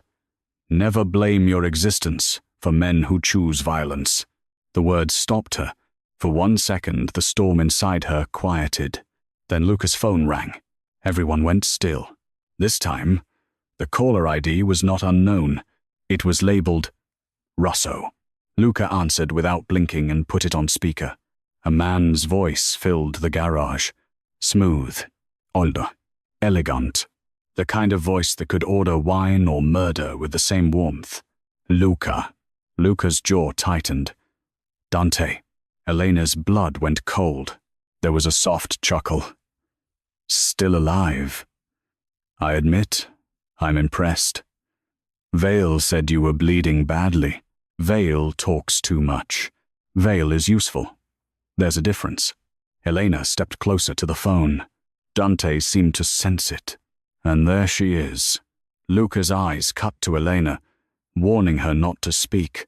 She ignored him. Where is Clara? A pause. Then Dante laughed softly. Oh, she has your fire. That must be Salvatore. Clara was always more tragic than brave. Elena's hands curled into fists. If you hurt her, you'll what, little nurse? Throw another key? Luca's eyes darkened. Dante continued, amused. Clever, by the way. Amelia taught you well. She always did have a talent for ruining carefully built plans. Elena's chest tightened at Amelia's name. You knew her. I knew everyone worth knowing. You killed her. Silence. Not denial. Not confession. A silence designed to hurt. Then Dante said, No, Elena. I gave the order. There's a difference. The parking structure seemed to disappear. Elena's body went cold from the inside out. Luca stepped toward the phone, death in his eyes. Dante. Careful, Dante said. Temper makes you sound like Antonio. Luca's face went still. The insult hit deep. Elena heard it. Dante heard it too. You were always so desperate not to become him, Dante continued. All that discipline. All those rules. No women touched. No children harmed. No civilians targeted. Very noble. Very boring. But then this girl appears. And suddenly you are exactly what blood made you. Luca's voice lowered. You know nothing about my blood. I know everything about it. I arranged most of it. Matteo went rigid. Luca did not move. Elena looked between them. What does that mean? Dante's voice softened, delighted. He didn't tell you? Again? Luca's hand tightened around the phone. Elena, he said quietly. Do not listen to him. Oh, but she should, Dante said. She's inherited a throne. She deserves to know how many corpses built it. Elena stared at Luca. What is he talking about? Luca's expression was carved from stone. Dante answered for him. Antonio Moretti never planned to make Luca his heir. Luca was too uncontrollable, too disgusted by the family business, too attached to mercy. His voice sharpened with amusement. So I helped Antonio create leverage. Elena's skin prickled. What leverage? Dante's smile was audible. You. Luca's face changed. One crack. Small. Devastating. Elena saw it and felt fear bloom in her chest. Dante continued. Why do you think Luca spent 10 years looking for you, Elena? Because Amelia asked nicely from beyond the grave? Luca's voice turned lethal. Stop. No, Elena whispered. She looked at Luca. Let him talk. Luca's eyes met hers. For the first time, he looked truly afraid of the truth. Dante laughed. Antonio knew Salvatore's daughter survived. He knew Amelia took her. He let the city believe otherwise, because a hidden heir was more useful than a dead one. Elena's throat closed. My father knew I was alive? Of course. And he didn't look for me? Dante clicked his tongue. Wrong question. He did look. Through Luca. Elena slowly turned to Luca. He looked like he had been struck. Dante's voice slid into the silence. When Luca was 21, Antonio gave him a choice. Find the girl or watch the last person he loved die. Elena's voice was barely audible. Who? Dante's answer came gently. Clara. Luca closed his eyes. Elena stopped breathing. Dante continued, each word a blade dressed in velvet. Yes, Luca knew Clara was alive once. Years ago. Not where, not how.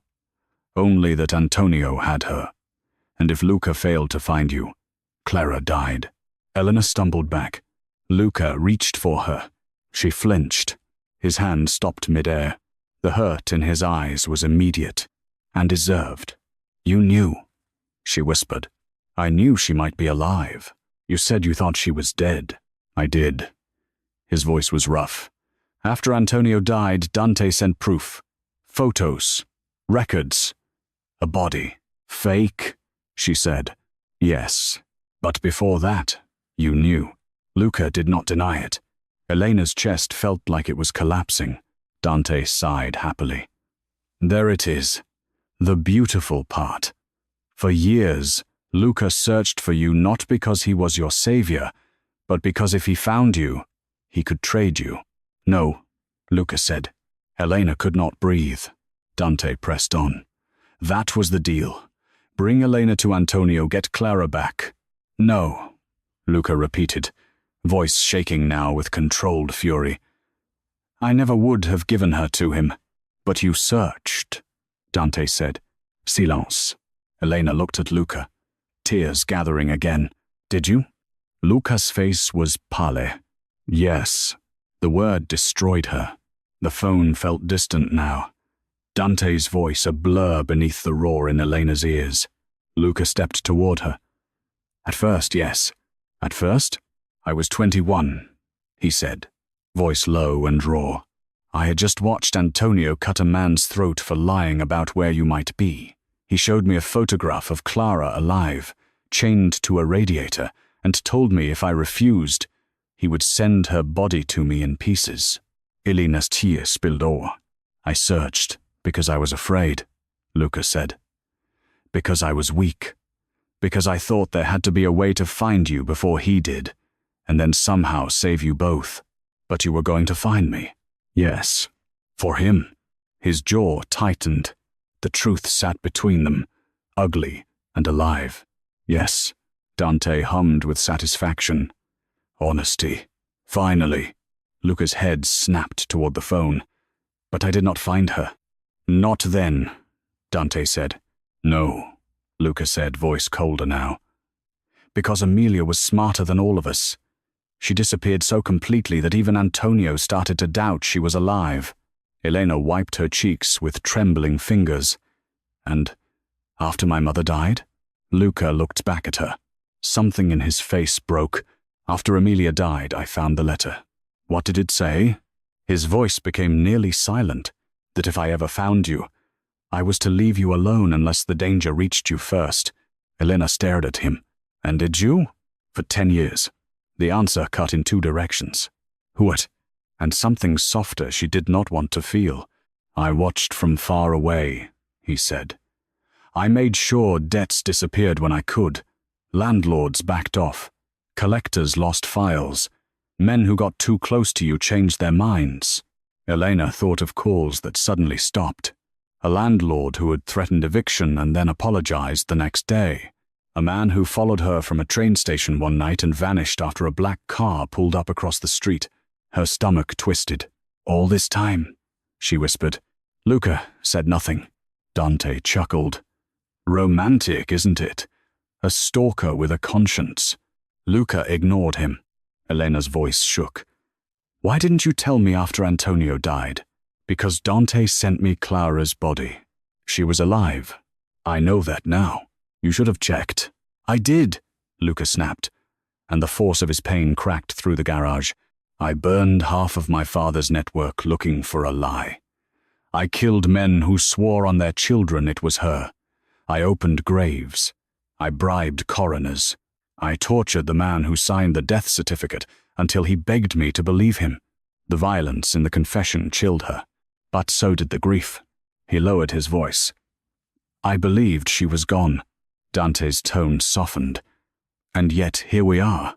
Luca looked at the phone like he could reach through it and tear out Dante's throat. What do you want? Bring Elena. No. You think you have leverage? Dante asked. I have Clara. I have Dr. Harris. I have the vault. I have the second key. I have Vale positioned inside the hospital you just turned into a war zone. And soon, I will have every legal document needed to make Elena Carter into Elena Moretti. Elena's blood chilled. I won't sign anything. Dante laughed. You will. People sign all kinds of things when someone they love is screaming. Luca's voice went quiet. The quiet was worse than rage. If you make her hear one scream, I will remove every Russo name from this city. Dante Sahil. Still dramatic. I learned from family. Yes, Dante said, amused. But you never learned the most important lesson. What's that? Love makes obedience so much easier. The line went dead. For a moment, there was only the rain. Then Luca hurled the phone against the concrete wall so hard it shattered. No one spoke. Elena stood near the pillar, trembling from grief, fury, fear, and the horrible ache of too many truths arriving too fast. Luca turned toward her slowly. Elena, don't. He stopped. I need you to understand. No. Her voice was quiet now. Too quiet. I understand enough. His face tightened. You were sent to find me. Yes. To trade me.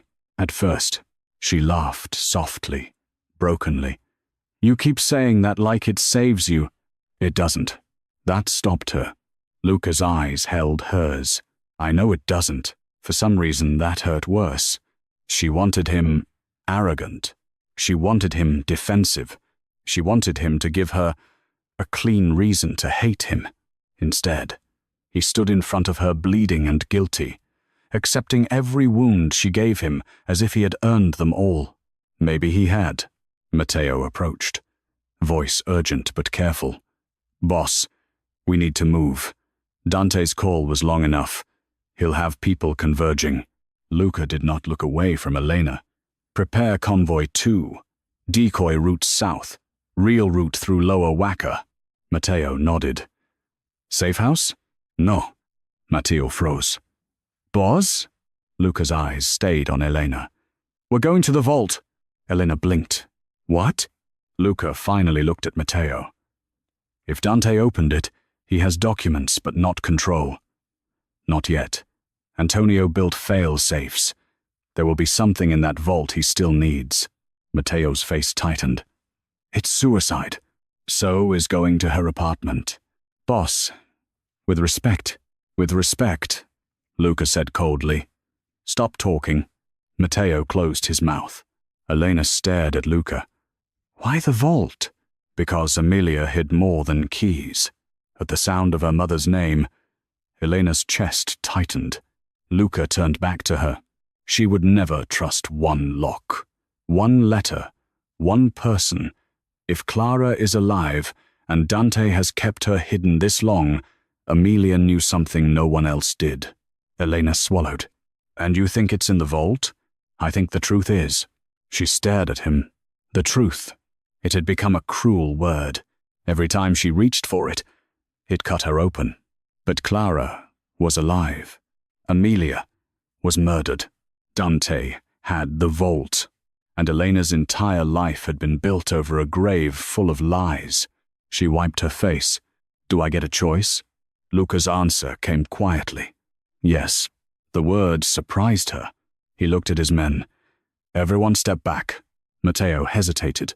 Luca did not raise his voice.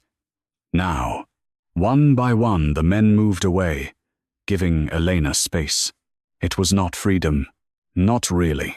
They were still in a parking structure, surrounded by armed men, hunted by a crime family, trapped in a nightmare she had inherited with her blood.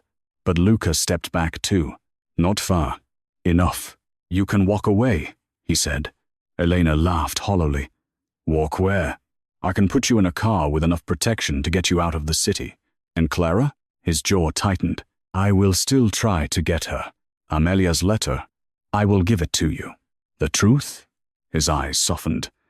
You may hate me more when you have it. I already hate you. The words came fast. Too fast. His face did not change, but something in his eyes flinched. Elena hated that she saw it. Hated that part of her wanted to take the words back. She didn't. Luca nodded once. Then hate me from somewhere safe. Safe. The word almost made her laugh again. There was no safe anymore.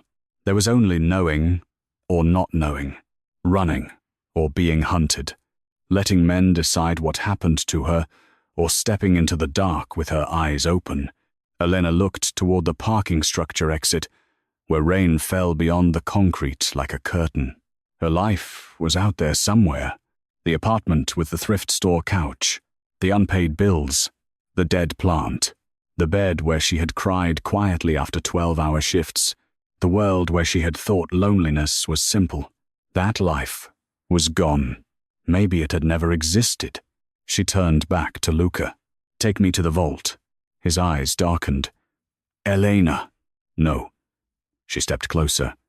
You said I have a choice. That's mine. Matteo muttered something under his breath. Luca ignored him. You stay behind me, he said. No. His jaw tightened. I'm not hiding behind you anymore. Elena, I'm not stupid. I know you're dangerous. I know they're worse. I know I can't fight men with guns. Her voice steadied. But I'm done being dragged through my own life like a secret everyone else understands. Luca watched her for a long moment. Then he reached inside his jacket. Elena stiffened. He pulled out a small black folding knife. Not ornate. Not flashy. Practical. He held it out handle first. Matteo looked alarmed. Boss. Luca's gaze never left Elena. Take it. Elena stared at the knife. Then at him. You're giving me a weapon? I'm giving you one choice I should have given you from the beginning. She hesitated, then took it. The handle was warm from his body, heavy in her palm. The moment her fingers closed around it, Luca's expression changed. Not relief, not pride, something like grief, as if he knew exactly what world he had just handed her into. He opened the back door of the nearest SUV. Elena climbed in. Luca followed, despite Matteo's protest that he needed a medic.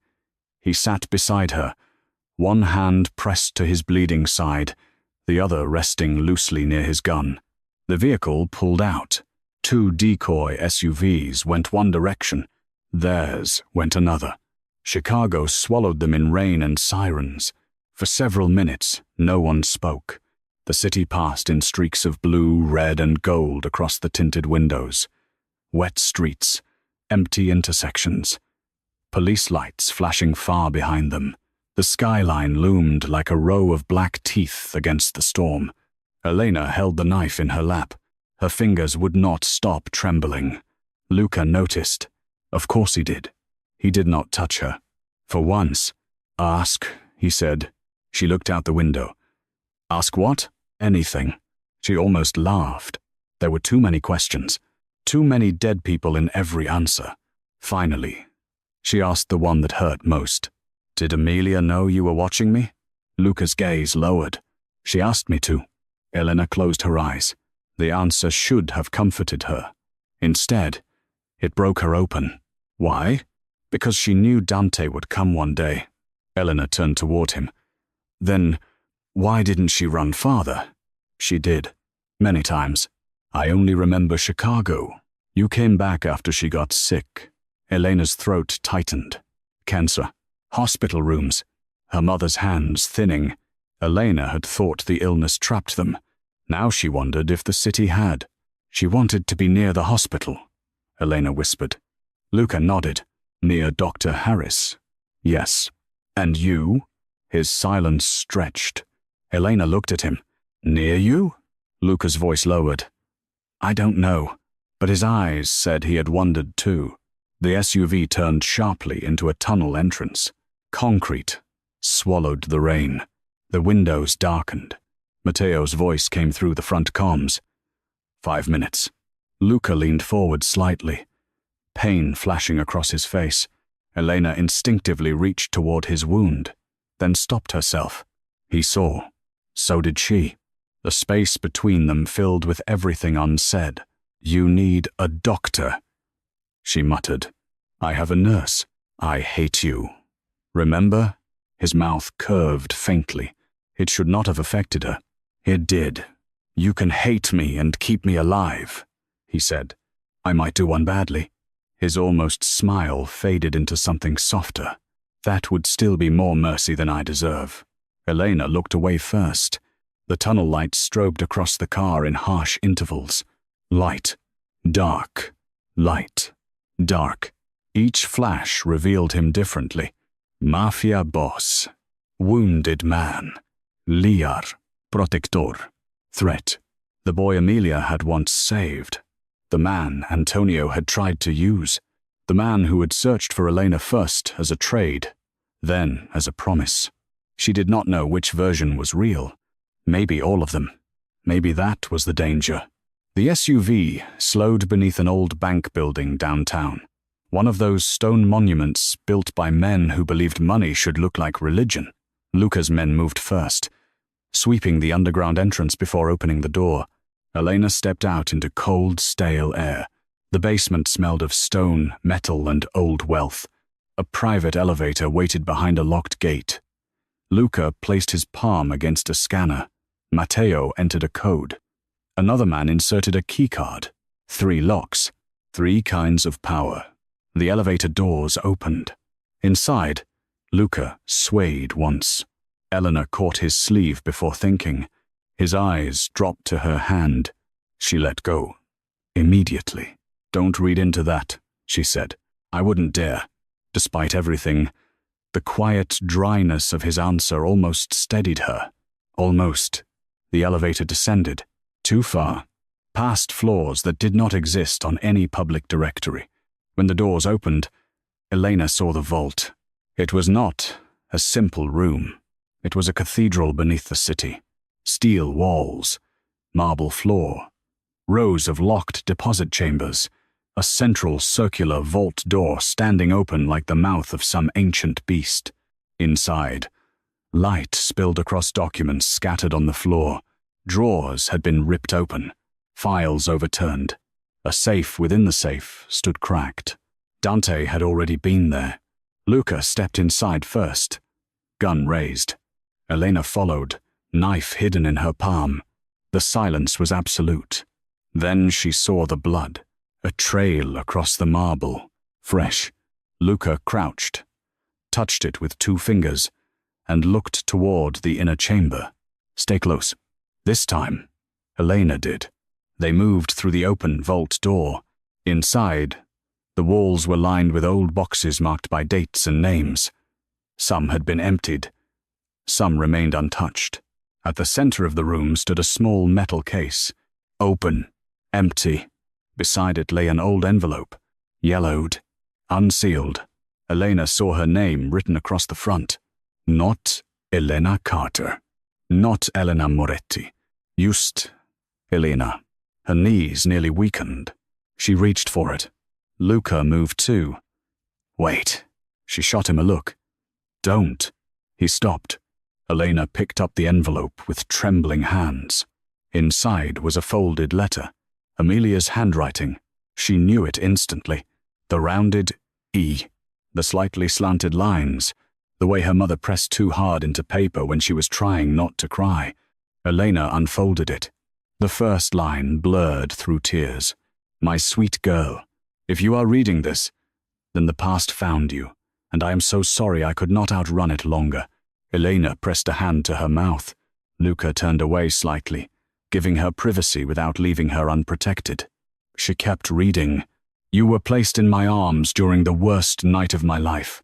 and somehow you became the only good thing I ever carried out of that darkness. Clara loved you. Salvatore loved you. I need you to know that first. They did not abandon you. They were betrayed. Elena's tears fell onto the page. Betrayed. The word pulsed. She read faster now. Desperate. If Luca is with you, trust him only with your life, not yet with your heart. He was born in a house that taught boys to become weapons, but he tried to become a shield. That does not make him innocent. It makes him dangerous in a different way. Elena looked up. Luca stood near the vault entrance, blood dripping slowly from his fingers, eyes scanning the shadows. A shield. A weapon. Both. She looked back down. The key I gave you opens only the first truth. The second key opens the lie. If both keys are brought together, the vault will release what Antonio feared most. Proof that Dante Russo sold Clara and Salvatore to Antonio, then kept Clara alive as insurance. Elena's breath stopped. She lifted her eyes slowly. Luca. He turned instantly. What? She could barely speak. Dante betrayed my parents. Luca's expression went black. Elena read the next line aloud, voice shaking. And he betrayed yours too. The words landed like thunder in the vault. Luca went still. Matteo stepped forward. What? Elena continued, every word colder than the last. Antonio did not act alone. Dante gave him names, locations, hospital records, birth records. He gave him Salvatore. He gave him Clara. And when Antonio began to fear Luca would one day turn against him, Dante gave Antonio the one secret that could control him, that Clara was alive. Luca looked as if the floor had opened beneath him. His mother's brother, the man he had perhaps trusted once, the man who had controlled his father by controlling every buried secret. Elena's hunts shook harder. There is one more truth, Amelia had written. The vault will not transfer power to Elena because Antonio loved bloodlines. It will transfer power because he was afraid of what Clara knew. Elena frowned through tears. Clara is not only Elena's mother, she is the witness. She saw Antonio murder Salvatore. She saw Dante hand him the gun. She saw who signed the order to kill me. The letter slipped slightly in Elena's hands. Luca crossed the room in 2 strides and caught the paper before it fell. Their fingers brushed. Neither pulled away for 1 heartbeat. Then a sound came from the speakers hidden in the vault ceiling. A soft clap. Once, twice, 3 times. Elena froze. Luca raised his gun. Dante's voice filled the room. Amelia always did right beautifully. Matteo spun toward the entrance. Sweep the hall! The vault door behind them began to move. Slow, heavy, closing. Luca's face changed instantly. Out! His men rushed toward the exit. Too late. Steel slammed down from the ceiling at the outer chamber, sealing the corridor with a metallic boom. Then the main vault door began to turn. Elena's blood went cold. Luca grabbed her hand and pulled her toward the narrowing gap. Matteo shoved from the other side, shouting, "Boss!" The gap shrank. Luca could make it. Elena knew it. He could leave her and survive. Instead, he pushed her behind him and fired at the mechanism. Sparks exploded. Nothing stopped. Dante's voice laughed softly from above. Still choosing the girl. Antonio would be so disappointed.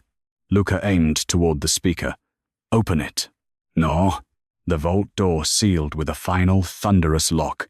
Silence crushed the room. Elena stood trapped inside the Moretti vault with Luca, the letter, and the truth people had killed to bury. Matteo's voice came faintly from the other side, distorted by steel. "Boss! Boss!" Luca pressed one hand to the door controls. Dead. Elena looked around, breathing fast. How much air? Luca's face was pale. Enough. That is not an answer. It's enough. His blood hit the marble floor. Drop. Drop. Drop.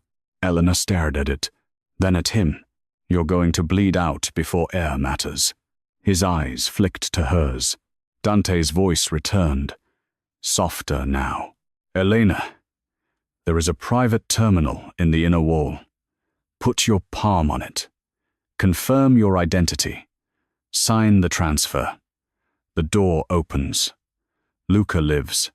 Clara lives. Dr. Harris lives. Luca's voice cut sharp. Do not touch that terminal. Dante sighed. Or don't. Then Luca dies first. Slowly. You can watch him become another man who failed to save your family. Elena's heart pounded against her ribs. She saw the terminal then, a small glass panel glowing to life in the far wall. Her reflection stared back from it, pale, tear-streaked. A nurse in blood-stained blue scrubs holding a dead woman's letter. A hidden heir. A daughter. A weapon someone else had shaped without asking. Luca stepped in front of the panel. No. Elena looked at him.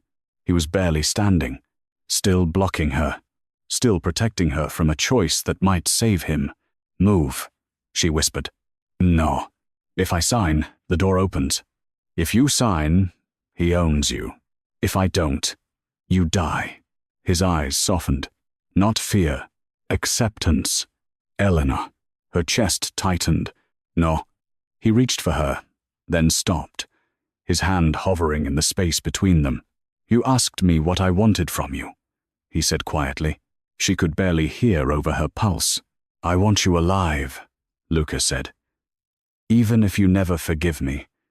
Even if you walk out of this vault and spend the rest of your life hating my name. I want you alive, without chains. Tears burned again. Dante's voice sharpened. Touching. But the clock is moving. The terminal beeped. A countdown appeared. 5 minutes. Elena looked from the numbers to Luca's blood on the floor, then to Amelia's letter. One final paragraph remained. She lifted it with shaking hands and read, If they trap you inside the vault, remember this. Antonio built every cage with arrogance. He never imagined the powerless would learn his locks. The emergency release is not in the terminal. It is beneath the crown. Elena's eyes snapped up. The crown, she whispered. Luca turned. Everywhere around them were Moretti symbols, black crowns engraved into steel, carved into marble, stamped onto boxes. Which crown? He asked. Elena scanned the room frantically. The terminal countdown hit 4 minutes. Dante's voice, lust amusement. Elena. She ignored him. Beneath the crown. Her mother had known. Amelia had been here. Or she had known someone who had. Elena looked at the floor, at the central Moretti crest engraved into the marble beneath their feet. A black crown wrapped in thorns. The same tattoo on Luca's chest. She dropped to her knees. There. Luca knelt despite the pain, running his fingers along the grooves. Nothing. Elena unfolded the knife he had given her and wedged the blade into the edge of the crown engraving. Luca's eyes flicked to it. Something passed between them. The choice he gave her was saving them both.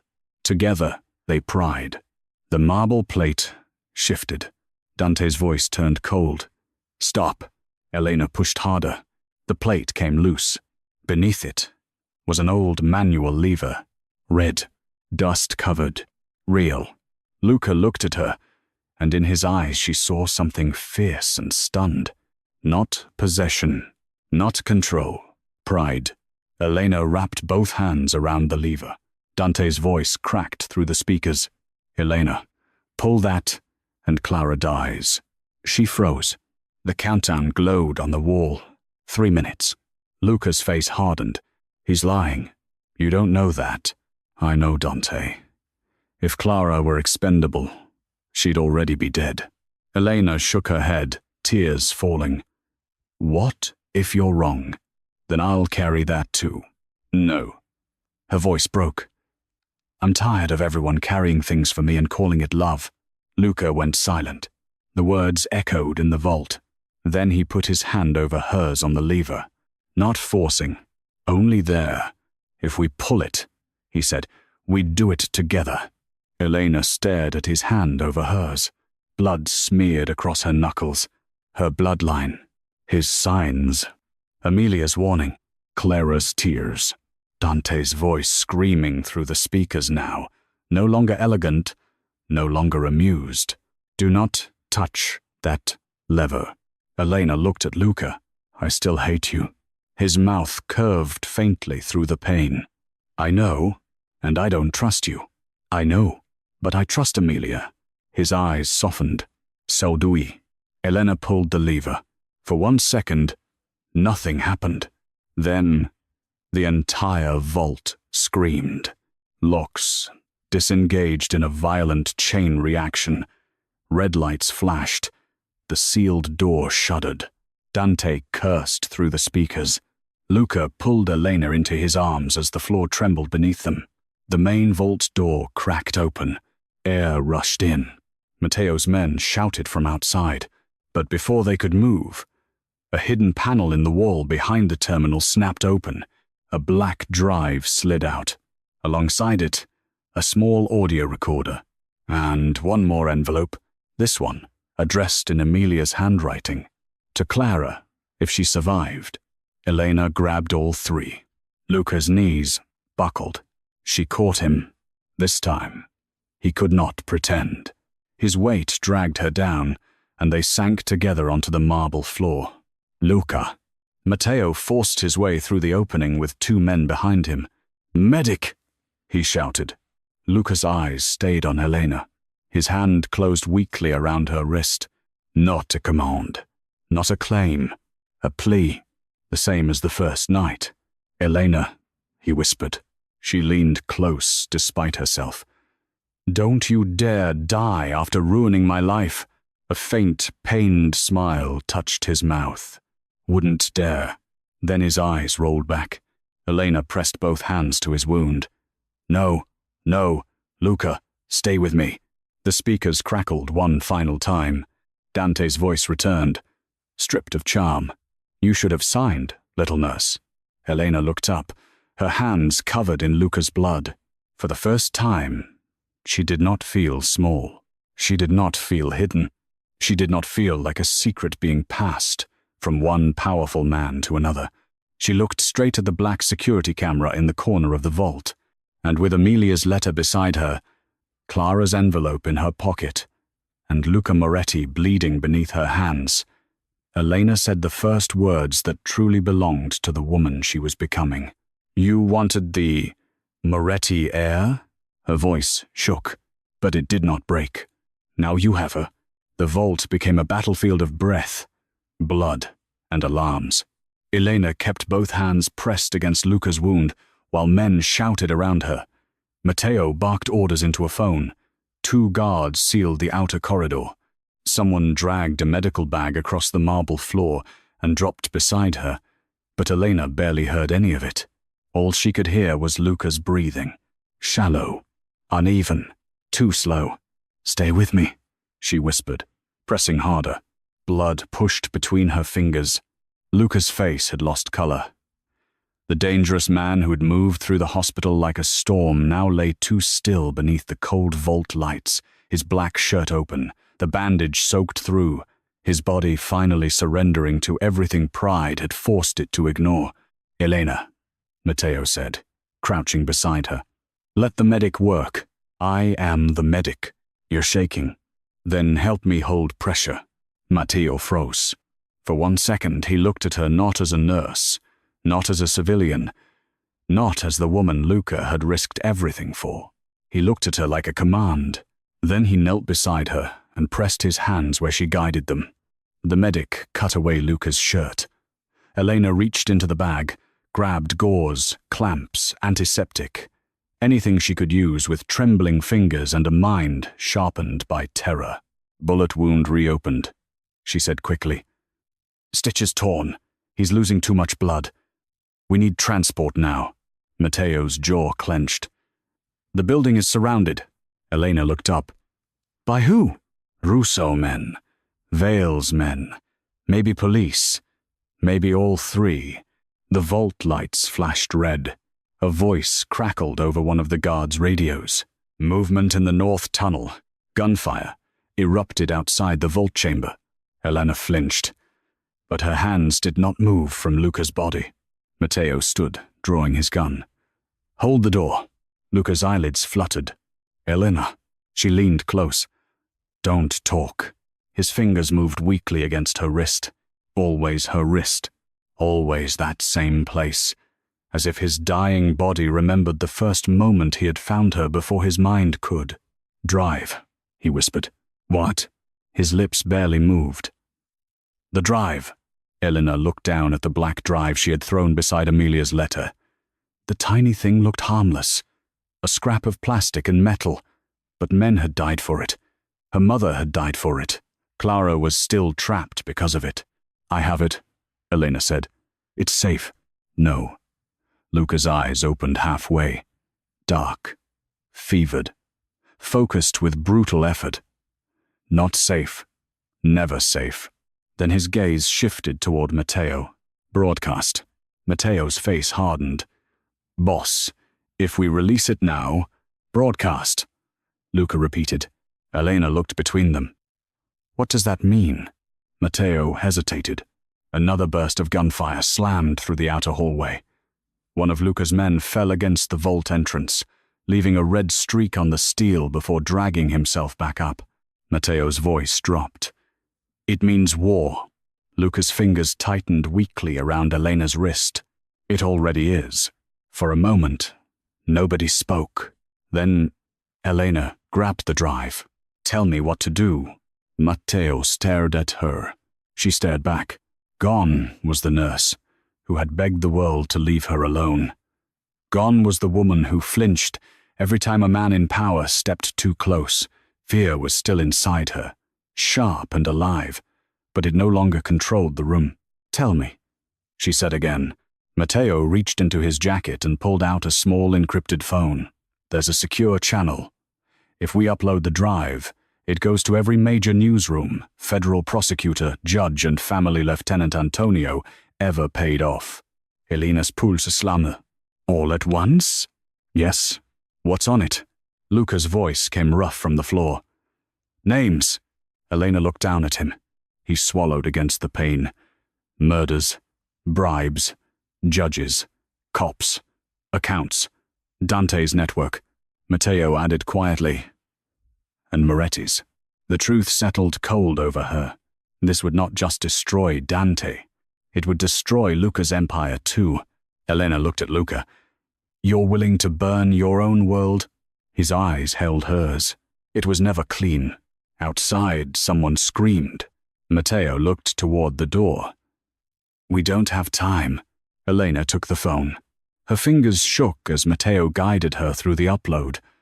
A black screen, a locked folder, a biometric bypass Luca had to approve. Luca lifted his blood-slick hand. Elena caught it before it fell. "You don't have to," she whispered. His eyes searched hers. For one terrible second, she saw the boy Amelia had saved. The boy raised by monsters.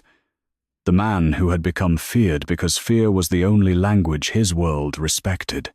The man who had lied, watched, protected, failed, and still chosen to open the cage instead of locking her inside it. "Yes," he said. Elena pressed his thumb to the screen. The phone scanned. Accepted. The folder opened. Matteo typed fast. Then the screen displayed one command. "Send L." Elena stared at it. One touch. One touch. And the city would change. One touch. And Dante would have nothing left to bargain with except violence. Luca's breathing hitched. Elena looked at him. Then she pressed send. The phone pulsed once. Upload complete. For 3 seconds, nothing happened. Then, every phone in the vault began to ring. Matteo's, the guards, the medics, even Luca's shattered phone, cracked against the wall, flickered weakly with incoming alerts. A guard shouted from the hall, "Boss, they're falling back." Matteo looked stunned. "Already?" Elena understood before he did. Dante's people were not loyal. They were paid. And every paid man in Chicago had just received proof that the man signing their checks could be buried alive by morning. The city had not been burned. It had been exposed. Then the vault speaker crackled. Dante's voice came through again. But now, the elegance was gone. "You stupid girl." Elena stood slowly, blood on her hands, Luca at her feet. Amelia's letter tucked against her chest. Matteo lifted his gun toward the camera. Elena raised one hand to stop him. She looked directly into the lens. "You killed my mother." Silence. Then Dante laughed. But the sound was thinner now. "I killed a nurse who stole what belonged to us." Elena's eyes burned. "She stole nothing. She saved a child. She took an heir. She raised a daughter." Another silence. This one colder. Then Dante said, "You think releasing files makes you powerful?" "No," Elena said. "I think it makes you desperate." Matteo turned his head slightly toward her. Even Luca, barely conscious, opened his eyes. Dante's voice sharpened. "You have no idea what I am." "I know exactly what you are," Elena said. "A man who hides behind locked rooms, fake deaths, dirty cops, and women tied to chairs." The vault went silent around her. The gunfire outside slowed. Her voice did not. "You want me to come home? Fine. I'm coming. But not as your hostage." Luca's hand tightened around her ankle weakly. "No," he rasped. Elena did not look down. "If Clara dies," she said to Dante, "you lose the only witness who makes me useful. If Dr. Harris dies, every agency in the country asks why. If you run, the files chase you. If you stay, I come for you." Dante's voice dropped into something deadly calm. "You are still just a nurse." Elena looked at Luca bleeding on the floor, then at Matteo, who waited for her next words, then at the men in black suits watching her as if the center of gravity in the room had shifted. "No," she said softly. "I'm the nurse who kept Luca Moretti alive long enough to destroy you." The speaker cut out. For a heartbeat, the vault was still. Then Matteo's phone buzzed. He looked at the screen. His face changed. "What?" Elena asked. He looked at Luca first, then her. "Dante's leaving your apartment." Elena's heart jumped. "Clara? Still there. Alive. Dr. Harris? Alive." Relief hit so hard her knees nearly buckled. Then Matteo's expression hardened. "But Dante isn't running." Elena already knew. "Where is he going?" Matteo looked toward the vault exit. "Here." Luca tried to sit up. Pain tore through him, and he collapsed back with a harsh breath.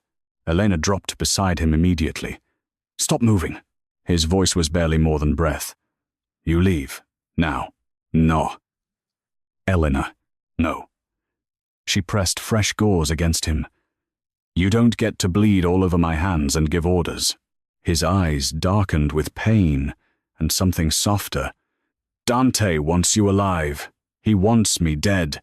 Then he'll be disappointed twice." Matteo moved fast. "Convoy can take Miss Carter through the East Tunnel. We hold the vault, extract Clara, regroup at Safe House 3. Elena shook her head. "I'm not leaving Clara. Our team is already on the apartment," Matteo said. "Nina is leading it. The woman you wanted to use as bait. The woman who volunteered to save your mother." Elena stopped. The word hit differently now. Your mother, not replacing Amelia. Not erasing her. Just adding a wound Elena had not known how to name. Matteo's phone buzzed again. He answered, listened, then went still. "Nina has entry." Elena's breath stopped. Matteo put the call on speaker. Static filled the vault. Then a woman's voice whispered, controlled and close. "Inside apartment. 2 hostages alive. 3 guards. 1 by window. 1 kitchen. 1 hallway." Elena's hands tightened around Luca's bandage. Nina continued. Clara is conscious. Harris injured but breathing. Preparing extraction. A muffled sound. Then silence. Elena stopped breathing. Nina, Matteo said. No answer. Then, a gunshot cracked through the speaker. Elena flinched. Another. A body hit the floor. Then Nina's voice returned. Calm, but strained. Window down. Kitchen down. Hallway running. A man screamed in the background. Hallway down. Elena closed her eyes. Matteo's shoulders dropped a fraction. Hostages. Alive. Moving now. Elena nearly sobbed. Then Clara's voice came faintly through the line. Elena? The sound shattered her. Elena grabbed the phone with bloody fingers. I'm here. There was a broken breath on the other end. Me baby. Elena pressed the phone to her ear, tears spilling before she could stop them. She had imagined many things in her life. A better apartment, a car that worked, a morning without debt, her mother, alive again, but never this. Never a woman she did not know calling her baby with a grief that sounded 27 years old. I don't know what to say, Elena whispered. Clara cried softly. You don't have to say anything. Just live. Elena's chest broke open. I have Amelia's letter, she said. There's one for you. Clara made a sound like a wound reopening. She kept her promise. Before Elena could ask what promise, Nina's voice cut in. We need to move. Russo vehicles approaching the block. Matteo took the phone back. Route B. No lights, no sirens. Deliver to Safe House 3. Copy. The call ended. For the first time since the hospital, Elena felt air enter her lungs fully. Clara was alive. Dr. Harris was alive. The drive had been released. Dante was coming, and Luca was dying beneath her hands. The relief vanished. Where is that transport? Elena snapped. A guard at the vault entrance answered. 2 minutes. He doesn't have 2 minutes. Luca's eyes opened again. Always so dramatic. Elena glared down at him through tears. You are not charming right now. Never charming. No, mostly threatening. His mouth curved faintly. Then pain stole the expression away. Elena tore open another packet of gauze. Stay awake. His gaze fixed on her face. I did look for you at first, because Antonio ordered me to. Elena's hands slowed. Don't, she said. I need you to know. Not now. Now, he whispered. Because I might not. She pressed harder, making him inhale sharply. Finish that sentence, and I swear I'll make the wound worse.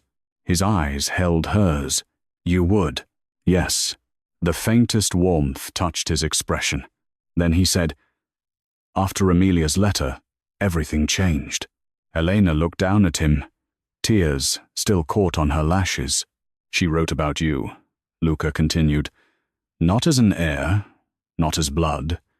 As a girl who cried when stray cats were cold. A girl who gave away half her lunch because another child forgot theirs. A girl who slept with a nightlight but pretended she didn't. Elena's throat tightened. Only Amelia knew those things. I stopped looking for Antonio, Luca said. I started watching for her. For Amelia? For you. His voice broke slightly. To make sure he never found you. Elena wanted to hate him cleanly. She could not. That was the cruelest thing. Matteo appeared in the vault entrance. Transport is here. 2 men moved in with a stretcher. Luca immediately tried to refuse it. Elena leaned close. Get on the stretcher, or I sedate you. His eyes flicked to Matteo. She would. Matteo nodded once. Absolutely. Despite the blood, fear, and chaos, something like a breath of dark humor passed through the room. Then another explosion shook the building. Dust fell from the ceiling. The lights flickered. A guard shouted, They breached the lower gate. Matteo's expression changed. Dante's early. Luca grabbed Matteo's sleeve. Get her out. Elena's eyes flashed. I'm standing right here. Matteo looked between them, clearly trapped between his boss's order and the woman who had just sent the city's secrets to every enemy Dante had. Another explosion hit closer. The vault doors groaned. Luca's men raised their weapons. "Elena," Matteo said carefully, "we have one route left. It won't stay open. Then move him." "We can't move fast carrying him and protect you at the same time." Elena understood. Luca had been waiting for her to understand. He wanted to stay behind, blading, half-conscious, with a gun in his hand, to buy her time.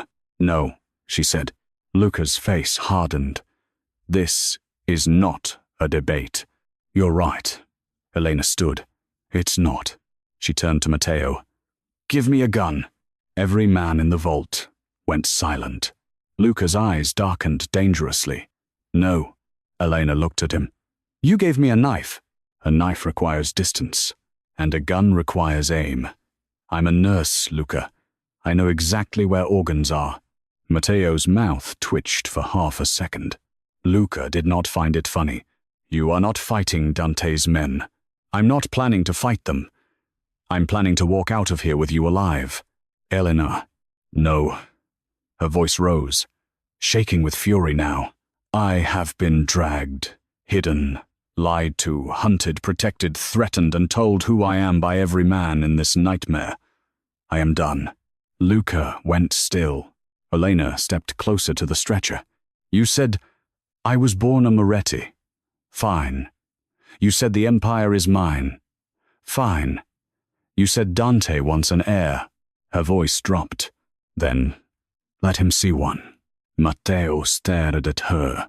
Slowly, he pulled a gun from his side holster. Luca's voice was ice. "Matteo." Matteo froze. Elena held out her hand. The two men stared at each other. Then, Matteo made a choice. He placed the gun in Elena's palm. Luca looked at him like betrayal had just entered the room. Matteo lowered his head. "Forgive me, boss, but she is right." Elena checked the gun with clumsy hands. Matteo adjusted her grip. "Safety here. Finger off the trigger unless you mean it. Stay behind armor." Elena nodded once. Her hands trembled, but she did not put the gun down. The final route was a narrow service corridor behind the vault, used decades ago to move cash shipments beneath the bank. Luca was strapped onto the stretcher, despite his low, furious protests. Two men carried him. Matteo led the front. Elena walked beside Luca, one hand on his shoulder, the gun in the other.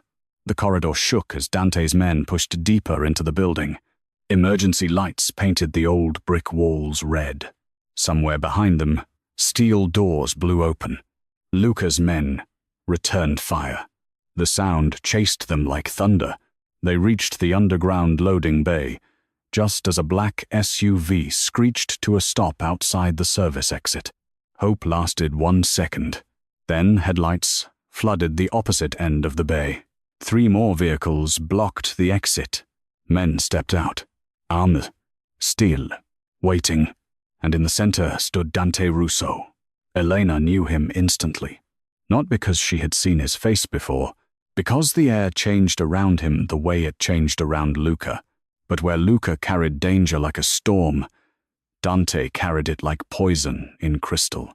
He was older, silver-haired, elegant in a dark overcoat, his gloves black leather, his smile almost gentle. Rain misted behind him through the open garage entrance. Police lights flashed far away, painting his face blue and red. He looked at Elena first. Not Luca. Not the guns. "Elena." "There you are," Dante said softly. Clara's eyes. Salvatore's mouth. Amelia's stubbornness. Elena raised the gun. Dante smiled wider. And Luca's influence, unfortunately. Luca's voice came from the stretcher, low and lethal. "Take one more step." Dante looked down at him. For a moment, something almost affectionate crossed his face. "My poor boy," he said. "Still bleeding for people who will leave you." Luca's hand moved toward his gun. Elena pressed her free hand to his shoulder. "Don't," she whispered. Dante noticed. Of course he did. His smile sharpened. "Oh," he said. "That happened quickly." Elena's finger hovered near the trigger. "Move your cars." Dante tilted his head. Or I shoot you." He laughed softly. Not mocking. Delighted. "You have never killed anyone." "No," Elena said. "But I've watched men like you kill women who deserve to live. I'm learning fast." Dante's eyes gleamed. Then he lifted one hand. His men raised their weapons. Matteo and Luca's men did the same. The loading bay became a room full of death, waiting for permission. Dante's voice remained smooth. "You released the files. Bold, emotional, predictable." Elena's stomach tightened. He was too calm. Luca saw it too. "Elena," he said under his breath. "Something's wrong." Dante heard him. There he is, always clever when nearly dead. He looked back at Elena. "The files you released were real, damaging, beautifully organized." Amelia was meticulous. Elena's mouth went dry. "But," she asked. Dante smiled. "But they were incomplete." Luca went still. Dante reached into his coat and pulled out a small silver object. "The second key. The rest requires blood authorization. Elena's pulse spiket." "Yours," Dante said. "Or Clara's." Luca snarled. "You touch Clara. I already have." Dante's smile vanished. "For 27 years. Elena's kunhanshuk." Dante took one slow step forward. "Do you know why Clara survived? Because she begged beautifully at first, then because she learned silence, then because Antonio died, and I found a better use for her." His eyes held Elena's. "A mother is the perfect leash." Elena's vision blurred red. "You kept her prisoner. I preserved her. You tortured her. I educated her in consequences." The gun steadied in Elena's hands. Dante saw it. His expression warmed. "There, that's the blood." Luca's voice came sharp. "Elena, don't let him pull you in." But she was already in. She had been born in it. Dante lifted the key. "Come with me willingly. Sign what needs signing. Give blood authorization. I allow Clara to live. I allow Luca to crawl away. I even let your pretty nurse identity remain intact." Elena laughed softly. The sound surprised her. It surprised Dante too. "You still think I want permission to be Elena Carter?" His smile faded. Elena took one step forward. Matteo whispered. "Miss Carter." She ignored him. "I don't need you to let me keep anything," she said. "Amelia gave me my name. Clara gave me my life. Luca gave me a choice." Her eyes locked on Dante. "And you gave me a reason." Dante's expression turned cold. "A reason for what?" Elena's grip tightened on the gun. "To stop being afraid of becoming powerful." For the first time, Dante Russo's smile disappeared completely. Then all hell broke loose. The lights went out, not from Dante, from Matteo. The loading bay plunged into darkness as Luca's men triggered the emergency blackout protocol. For half a second, Dante's men fired blind. Muzzle flashes lit the room in violent bursts. Elena dropped behind a concrete barrier as bullets tore overhead. Luca's stretcher was shoved behind armored cover. Matteo fired twice, controlled and precise. A Russo men fell. Then another. Dante vanished into the dark. "Elena!" Luca shouted. "I'm here." She crawled toward his voice. Heart pounding, gun clutched in both hands. A shadow lunged from her left. Elena turned. A man grabbed her ankle. She screamed and kicked, but he dragged her backward across the wet concrete. Her gun skidded away. Luca roared her name. The sound was pure violence. Elena twisted, reaching for the knife in her pocket. The man climbed over her, one gloved hand clamping around her throat. "Alive," he hissed. "Boss wants you alive." Elena's lungs burned. His weight crushed her. Her fingers found the knife. She opened it with one shaking hand, then drove it into his thigh. He screamed. Elena rolled away as he released her. Before he could recover, a gunshot cracked from the darkness. The man collapsed beside her. Elena looked up. Luca was half off the stretcher, one arm shaking, gun aimed, face ghost pale with pain. Their eyes met across the chaos. He had saved her. Again. And this time, it might kill him. "Stay down," she screamed. He did not. Of course he did not. He dragged himself fully off the stretcher and staggered toward her, bleeding badly now, every step a war against his own body. Elena. Behind him, Dante emerged from the dark with a gun raised. Elena saw him before Luca did. Time slowed. Rain flashing through the open bay. Muzzle sparks. Luca's blood on the concrete. Dante's finger tightening. Elena scrambled for her fallen gun. Too far. No time. She screamed, "Luca!" Luca turned. Dante fired. Matteo slammed into Luca at the last second. The bullet hit Matteo. He dropped hard. Luca caught him before he hit the ground, but his own strength failed. Both men crashed to the concrete. Elena reached the gun. Dante aimed again. At Luca. Elena did not think. She fired. The shot tore through Dante's hand. The second silver key flew across the loading bay, skidding beneath a vehicle. Dante screamed, clutching his bleeding fingers. Elena stood, both hands wrapped around the gun, tears and rain on her face. The room froze. Even the gunfire seemed to pause. Dante looked at her with pure hatred now. No charm, no velvet, no family myth, just the rotten thing beneath. "You little..." Elena aimed at his chest. "Move away from him." Dante breathed hard, blood dripping from his ruined hand. Then he smiled through the pain. "You won't shoot me." Elena's voice came cold. "I already did." Something shifted in Dante's eyes. Not fear. Calculation. He glanced toward the open garage entrance. Sirens were closer now. Not local police. Federal. The files had worked. Dante heard them too. His men began looking at one another. Loyalty cracked under consequences.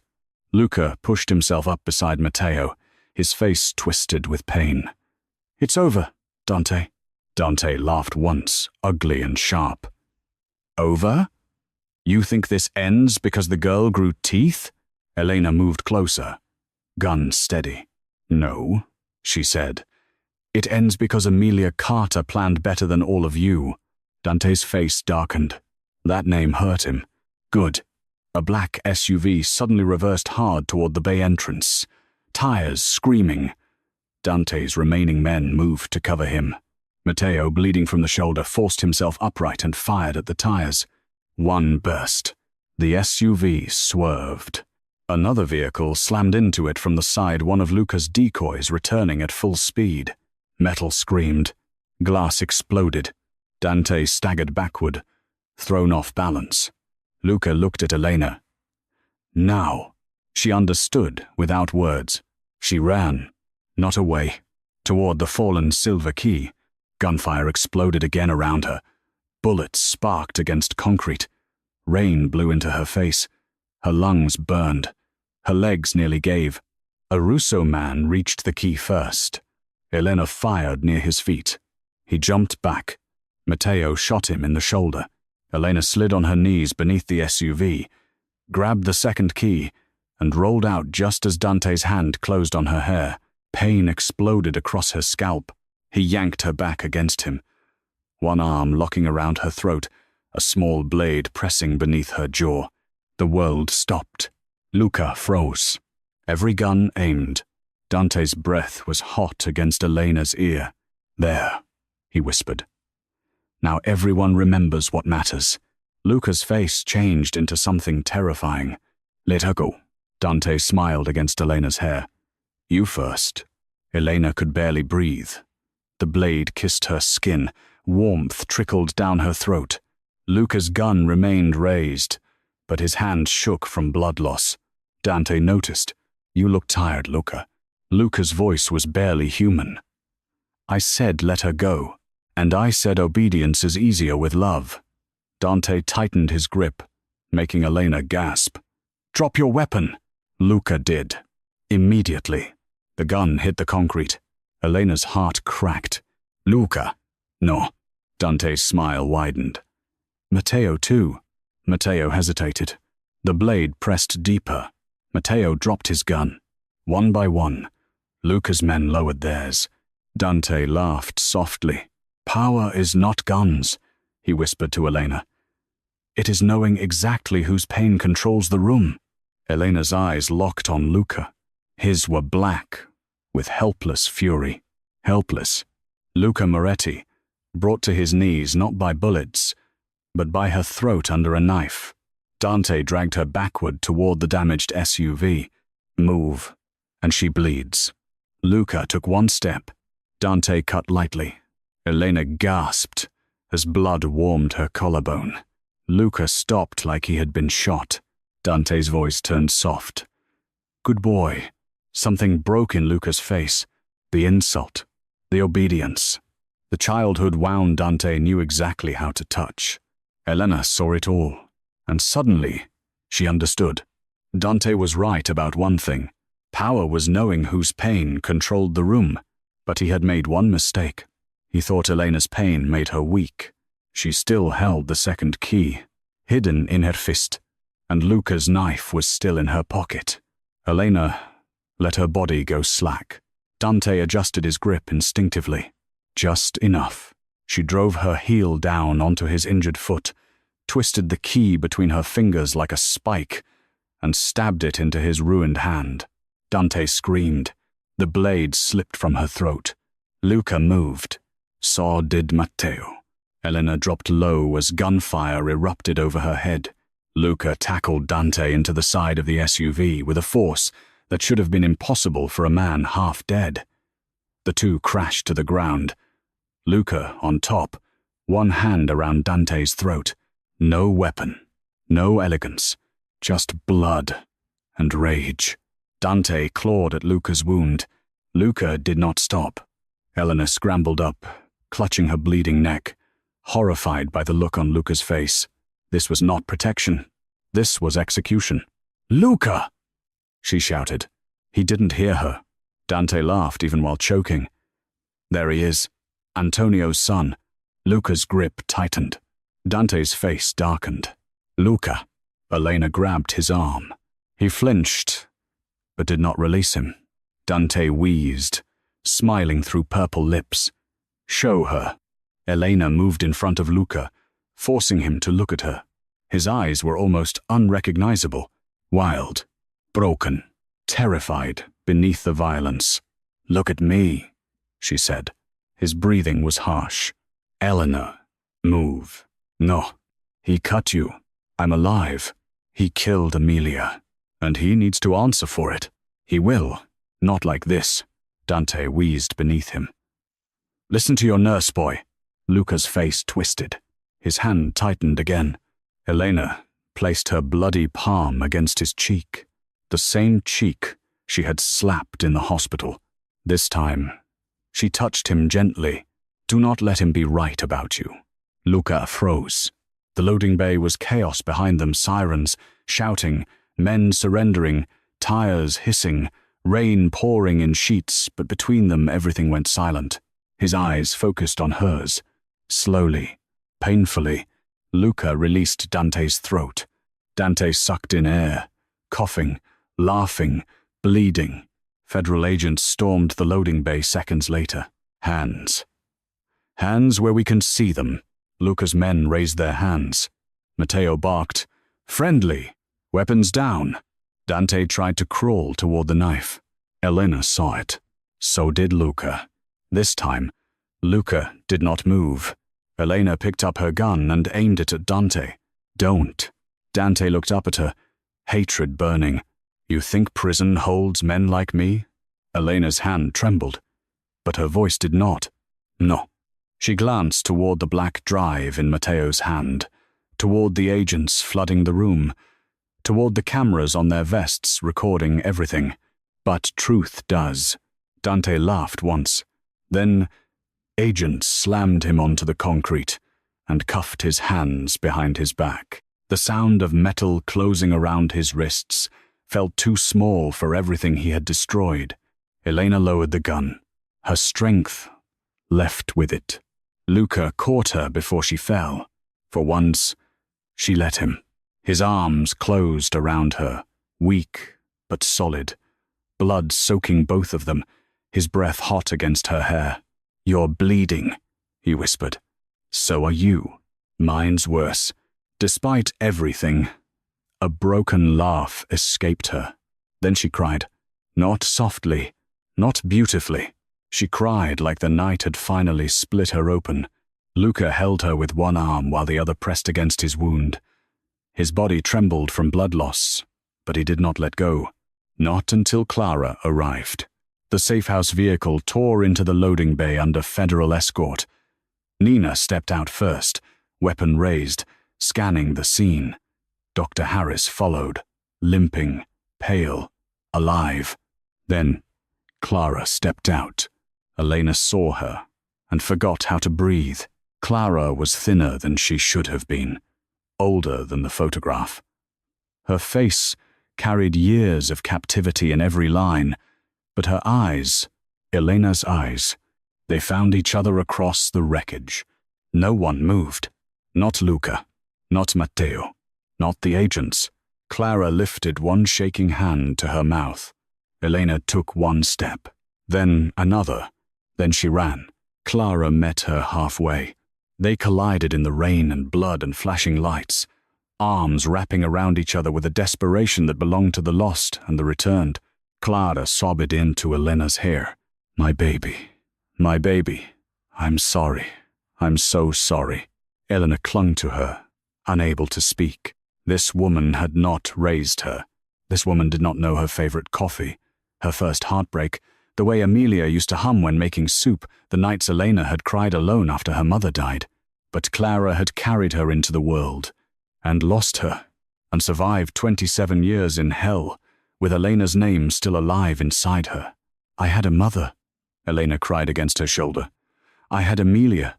Clara pulled back, tears streaming down her face. "I know." Elena shook her head, guilt tearing through her. "I loved her." Clara's face broke with tenderness. "Oh, sweetheart," she whispered.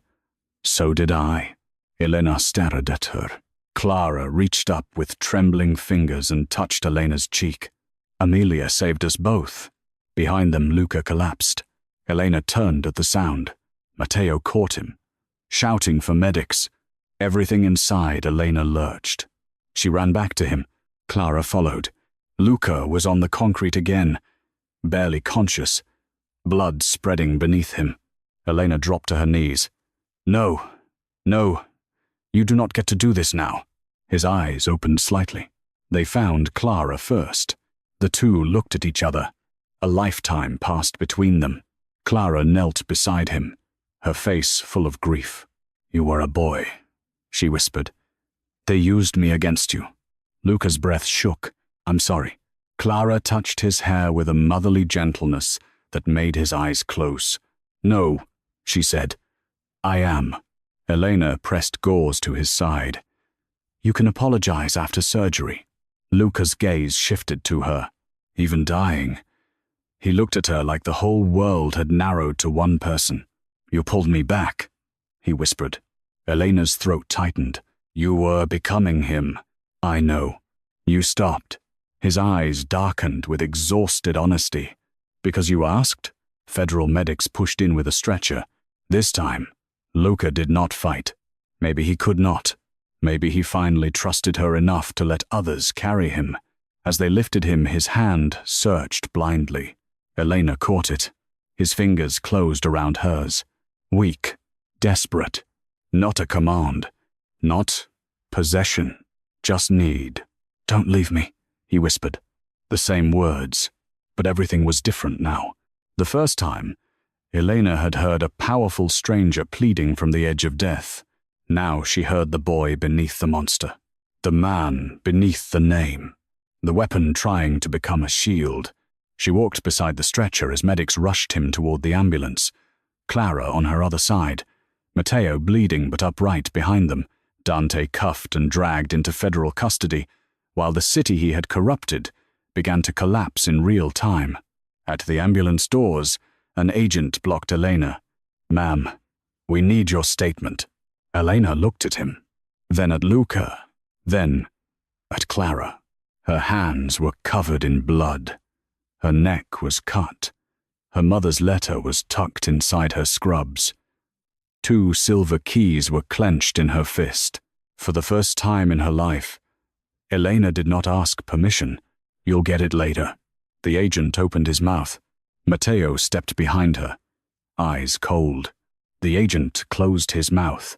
Elena climbed into the ambulance. Luca's eyes found her in the harsh white light. "You came," he whispered. Elena sat beside him and took his hand. "I'm still mad at you." His mouth curved faintly. "I know. I still don't trust you completely. I know. And if you die, I will never forgive you." His fingers tightened weakly. That sounds like a reason to live. The ambulance doors slammed shut. Sirens screamed. As the vehicle pulled into the rain-soaked city, Elena looked down at the man bleeding beside her, the Mafia boss who had dragged her into hell, the wounded boy Amelia had once saved, the dangerous protector who had nearly become the monster he hated. Outside, Chicago burned with red and blue lights. Inside, Luca Moretti's heart kept beating beneath her hand. But across the city, in the back of a federal vehicle, Dante Russo smiled through bloodied teeth. Because while everyone believed the war had ended, one final message had already been sent from his phone before the cuffs closed. A message to someone no one had found. A message with only 4 words. Activate the Moretti heir. The first thing Elena learned after the war was that survival did not feel like peace. It felt like fluorescent hospital lights. It felt like blood drying under her fingernails no matter how many times she scrubbed. It felt like federal agents standing outside a recovery room door, Luca Moretti unconscious behind glass, Clara sleeping with one hand wrapped around Elena's like she was afraid her daughter might disappear if she loosened her grip. It felt like becoming the most watched woman in Chicago overnight. By morning, every major news outlet had the files. Judges resigned before sunrise. 2 police captains vanished. A city councilman shot himself in his study. 3 Moretti-owned companies were raided before breakfast. The world Elena had never known she belonged to was collapsing in public, piece by rotten piece. And somehow, everyone kept looking at her like she was the reason. Not Dant, not Antonio, not the men who had built empires from fear. Here, the nurse in blue scrubs, with a cut on her throat and 2 silver keys locked in an evidence bag. The hidden heir, the lost Moretti daughter, the woman who had walked into a vault and come out with enough truth to set the city on fire. "Elena," Clara whispered from the hospital bed beside her. Elena turned immediately. "I'm here." Clara's fingers tightened weakly. She looked smaller in daylight, fragile in a way the night had not allowed. Her hair had grey at the temples. Her wrists were bruised from restraints. There were old scars half hidden beneath the sleeves of her hospital gown. 27 years had been carved into her body. Elena did not know how to look at that and not feel guilty for every birthday cake, every school play, every ordinary morning Clara had missed. Clara seemed to read it on her face. "Don't," she said softly. Elena swallowed. "Don't what?" "Don't apologize for surviving." The words hit too close. Elena looked away. Clara reached for her again, trembling. "Amelia would be angry with both of us if we wasted time on guilt." A broken laugh escaped Elena. "She would." She was terrifying when she was angry. Elena's eyes filled. "She used to get quiet first," she whispered. "That's how I knew it was bad." Clara smiled through tears. "Yes." Then she'd fold her arms. "And say your full name." Exactly. For 1 second, grief became almost warm. Then the hospital door opened. Matteo stepped inside. His arm was in a sling, his face pale beneath bruises, but he still carried himself like a man who would stand between a bullet and his duty without thinking. "Elena," he said. "Luca is awake." The room changed. Clara looked at her. Elena's heart kicked once. Hard and traitorous. She stood too quickly. "Is he alive?" Irritated, refusing medication. "Of course he is." Matteo's mouth almost curved. "He asked for you." Elena looked down at Clara. Clara released her hand. "Go." Elena hesitated. "I don't want to leave you." "You're not leaving me." Clara's eyes softened. "You're walking down a hallway." It sounded simple. Nothing was simple anymore. Still Elena went. The corridor outside Luca's room was guarded by federal agents on one side and Moretti men on the other. No one spoke to each other. Everyone watched. Everyone. The hospital had become neutral ground only because no one wanted to be the first to bleed in front of federal cameras. Elena stopped outside the glass. Luca was sitting up against strict medical advice. Of course, his skin was still too pale. A fresh bandage wrapped his torso beneath the open hospital gown. An IV ran into his arm. His dark hair was messier than she had ever seen it, and exhaustion had carved shadows beneath his eyes. But he was awake, alive. Looking directly at her, Elena pushed the door open. "You're supposed to be resting," she said. His gaze moved over her face, pausing at the bandage on her throat. "I could say the same. I wasn't shot. You were cut. I can still walk. So can I." "No, you absolutely cannot." A faint smile touched his mouth. It hurt to see it, because it made him look less like a Mafia boss and more like the man who had bled under her hands and whispered for her not to leave. Elena stood near the foot of his bed, keeping distance like it could protect her from the pull in the room. Luca noticed. He always noticed. "Clara?" he asked. "Resting. Don't she?" "Federal custody. For now." Elena's eyes sharpened. "What does that mean?" "It means men like Dante do not build one exit." She folded her arms. Luca's gaze flicked down. Despite everything, amusement touched his tired eyes. "What? You look like Amelia." The words cracked through her. Elena went still. Luca's expression changed immediately. "I didn't mean—" "No." Her voice softened. "It's okay." For a moment, they just looked at each other. All the anger was still there. The lies, the hurt, the impossible attraction neither of them could afford. But beneath it was something quieter now. Something earned in blood. "Elena," Luca said. The message Dante sent. Her pulse slowed. Matteo had told her before dawn. Activate the Moretti heir. No one knew what it meant, or no one had admitted they knew. "What does it mean?" she asked. Luca's jaw tightened. Antonio had contingency protocols, some legal, some not. If an heir was found, certain accounts, contracts, and loyalties would automatically move. "To me? Yes. I don't want them." "I know. Can I refuse?" "Some of it." She hated that answer. "And the rest?" His eyes darkened. "The rest has already begun." Before Elena could respond, Matteo entered with a tablet in his hand. He looked at Luca. Then Elena. "Sorry." Luca's expression sharpened. "What happened?" Matteo held out the screen. A live news broadcast played silently. Outside the old Moretti headquarters downtown, dozens of men in suits had gathered in the rain. Some Elena recognized from the vault files. Lieutenants, lawyers, company directors. Men who looked like they had never stood in line for anything in their lives. A reporter spoke breathlessly beneath the headline, "Moretti Empire, in Crisis Unknown Heiress," identified. Then the camera zoomed in on the building entrance. A black banner had been lowered over the doors. White letters. "The heir has returned."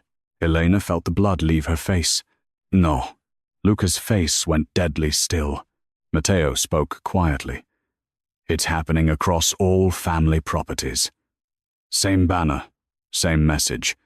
Someone triggered it manually after Dante's text. Elena stepped back. Take it down. We are, Matteo said. But they're appearing faster than we can remove them. Luca looked at him. Who's backing it? We don't know yet. Elena laughed once, hollow. Of course you don't. Luca turned toward her. Elena? No. She pointed at the screen. This is exactly what I meant. My name, my face, my blood, my life. Everyone keeps moving it around like property. Matteo lowered the tablet. Luca said nothing. Smart man. Elena took the tablet from Matteo and watched the screen again. The men outside the Moretti building were not afraid. They were waiting. Not for Luca. For her. A strange calm settled over her. Cold. Clear. Maybe shock had finally burned itself out. Maybe there was only so much fear a body could carry before it hardened into something else. She looked at Luca. If I don't show up, what happens? His eyes narrowed slightly. He knew her tone had changed. They fight for control. And civilians. Businesses get hit. Witnesses disappear. Police evidence vanishes. Anyone loyal to Dante starts cleaning trails. And Clara? Luca's silence answered. Dante might be in custody, but Dante's shadow was not. Not yet. Elena looked back at the screen. The heir has returned. She had spent her entire life trying not to take up space, trying not to owe anyone, trying not to be noticed by men who mistook weakness for invitation. Now an empire was shouting her existence across the city. Fine. Let it shout. Elena handed the tablet back to Matteo. Get me clothes. Luca's eyes darkened. No. She looked at him. Excuse me? You are not walking into Moretti headquarters. You just said people will die if no one controls this. I will handle it. You can't stand. I don't need to stand to give orders.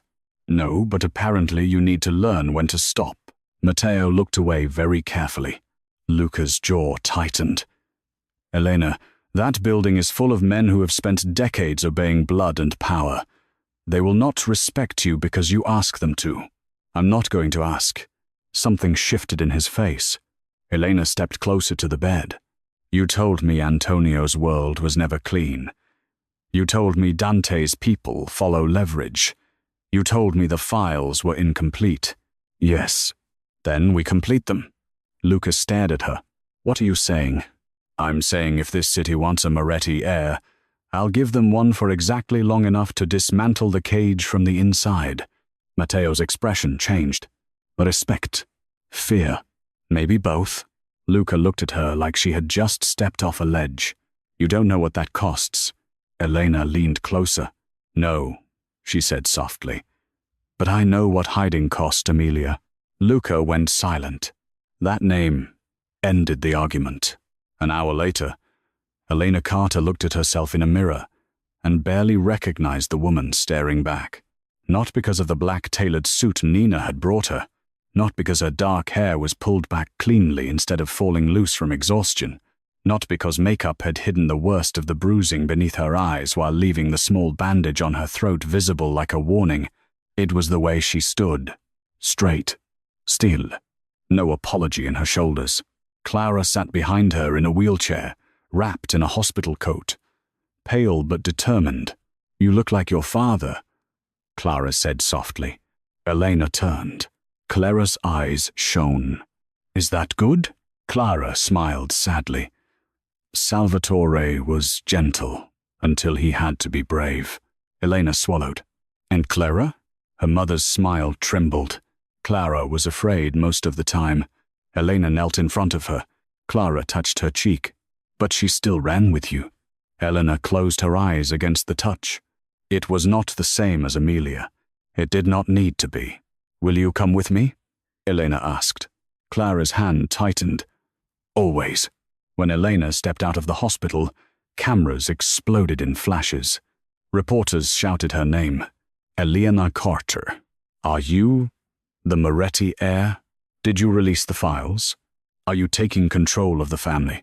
Did Luca Moretti hide you? She walked between Luca's men and federal agents, Clara behind her, Matteo at her side. Luca had tried to come. Elena had personally threatened to sedate him. He had stayed, but not quietly. His black armored SUV followed the convoy from the hospital. Luca inside with a medic and enough stubborn rage to power the whole city. Elena knew because he texted her once. "Do not enter without me." She looked at the message, then typed back, "Stop bleeding first." His reply came 10 seconds later. "You are impossible." Elena stared at it. Then, against every bit of logic she had left, smiled. Only for a second. Then the convoy reached Moretti headquarters. The building rose over the street like old money and bad decisions. Black stone, gold trim, tall windows reflecting the storm-dark sky. Men stood beneath the banner, their expressions unreadable as Elena stepped out. The shouting reporters were held back behind barricades. Inside the lobby, silence waited. Marble floors, a black crown inlaid beneath her feet. The same symbol from Luca's tattoo, the same symbol from the vault, the same symbol men had killed to protect. Elena looked down at it, then stepped over it. Not on it, over it. A small choice, but Matteo saw. So did the men waiting ahead. A gray-haired lawyer approached, hands folded. "Miss Carter, Elena." His brows lifted. "Pardon?" "My name is Elena Carter." A ripple moved through the lobby. Someone murmured, "Moretti blood." Elena's eyes snapped toward the voice. A heavy-set man in an expensive navy suit stepped forward. "With respect, blood is what matters here." Elena studied him. He looked like power softened by luxury. Rings on his fingers, a smug curve to his mouth. The kind of man who called brutality tradition. "And you are?" she asked. "Vincent Bellini. I handled logistics under Antonio." Matteo leaned close and murmured, "Smuggling. Weapons. Extortion." Elena nodded slowly. Bellini smiled. "Your Uncle Luca has been unwell, emotionally and physically. The family needs stability. You need advisors. I'm sure we are prepared to guide you through the transition." The room watched her. Men like Bellini did not threaten immediately. They offered help the way snakes offered shade. Elena walked toward the center of the lobby. Every eye followed. She stopped beneath the hanging banner. "The heir has returned." "Who put this up?" she asked. No one answered. Her gaze moved across the room. I asked a question. Silence. Then a younger man near the elevators shifted. Elena saw it. Matteo did too. Before Matteo could move, Elena pointed to him. "You?" The man froze. "Name?" "Carlo." "Did you put up the banner?" He looked to Bellini. "Wrong move." Elena smiled faintly. "It was not kind." "Don't look at him." "I asked you." Carlo swallowed. "Orders came from the old protocol." "Whose voice?" He hesitated. Elena took one step closer. "Carlo, last night I released files that put half this city under federal investigation. Do you truly think I'm afraid of your answer?" His face paled. "Lentihus." The room shifted. Bellini's smile vanished for half a second. "There." Elena caught it. She turned to him. "You knew." "I knew nothing." "Lee better." Several men stiffened. Bellini's eyes hardened. "Careful, Miss Carter." Matteo's hand moved slightly toward his weapon. Elena raised one hand. He stopped. She stepped closer to Bellini. He was taller than her. Older. Richer. Surrounded by men who had spent their lives believing women were either useful, decorative, or disposable, Elena had spent years being underestimated by men like him in hospitals, apartments, banks, and back offices. She knew exactly how they looked right before they learned they were wrong. "You're going to tell me how Dante's protocol was activated," she said. Bellini laughed softly. And if I don't? Elena looked toward the federal liaison standing near the door. Agent Monroe. The agent straightened.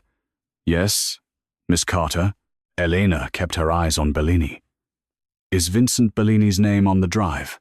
The agent checked the tablet in his hand. Bellini's face went pale. Monroe looked up. Yes. Elena tilted her head. How many counts? Agent Monroe's mouth tightened. Enough. The lobby went dangerously silent. Bellini's confidence cracked. Elena stepped even closer. I can hand you to the federal agents right now, she said quietly. Or you can be useful for the next 60 seconds. Bellini stared at her. The room held its breath.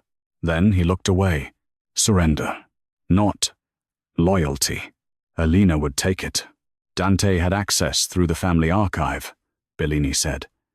But someone inside confirmed your identity after the vault opened. Who? He hesitated. Elena glanced at Agent Monroe. Bellini broke. Fale. Elena's stomach turned. Detective Vale is in custody. Bellini looked almost amused now. He was never the highest police contact. Matteo cursed under his breath. Elena's eyes narrowed. Then who was? Before Bellini could answer, the lobby screens flickered. Every television mounted along the walls turned black. Then a video appeared. Dante Russo sat in a dark room. Not cuffed. Not in federal custody. Free. Elena went cold. Behind her, Matteo raised his weapon as if the screen itself could bleed. Dante smiled. My apologies for missing your coronation. The lobby erupted in chaos. Men shouted. Agents grabbed radios. Elena did not move.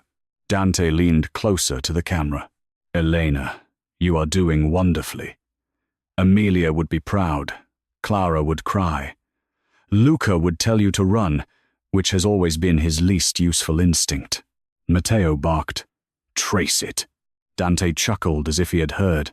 You released files. Very good. You wounded me. Even better. But you misunderstand the game. The Moretti Empire was never money, never buildings, never men. His smile vanished. It was fear. The screen changed. A live feed appeared. Luca's hospital room. Empty bed. Blood on the sheets. Fallen Fierpol. Elena's heart stopped. No. Dante's voice returned. And fear, he said softly, requires a demonstration. Elena turned to Matteo. His phone was already ringing. He answered, listened, and his face went blank. That frightened Elena more than panic would have. What? She demanded. Matteo looked at her. Luca is gone. The lobby tilted. Clara made a sound behind her. Elena grabbed Matteo's arm. Gone where? Darken. The word hit like a fist. Dante's face reappeared on the screen. Elena turned slowly. Every man in the lobby watched her now, not with curiosity, with judgment, waiting to see if the new air would break.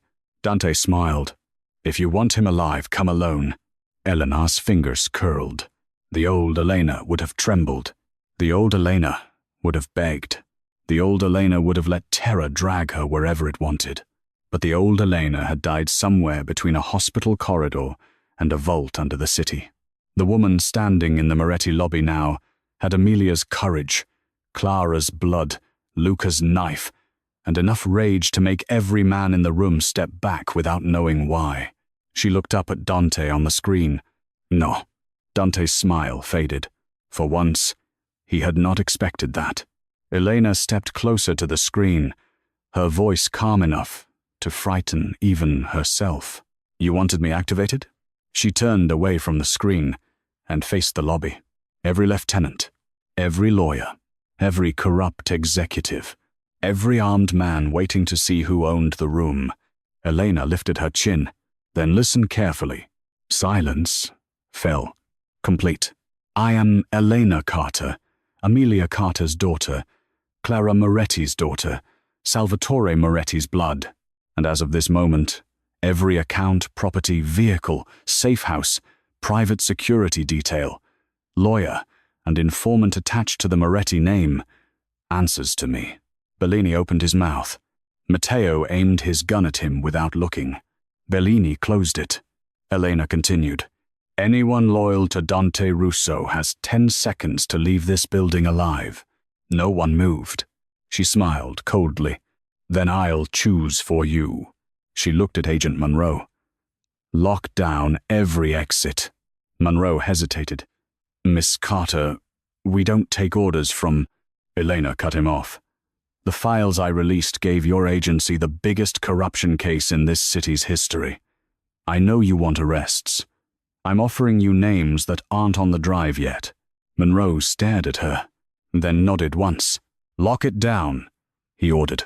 Federal agents moved. The lobby exploded into motion.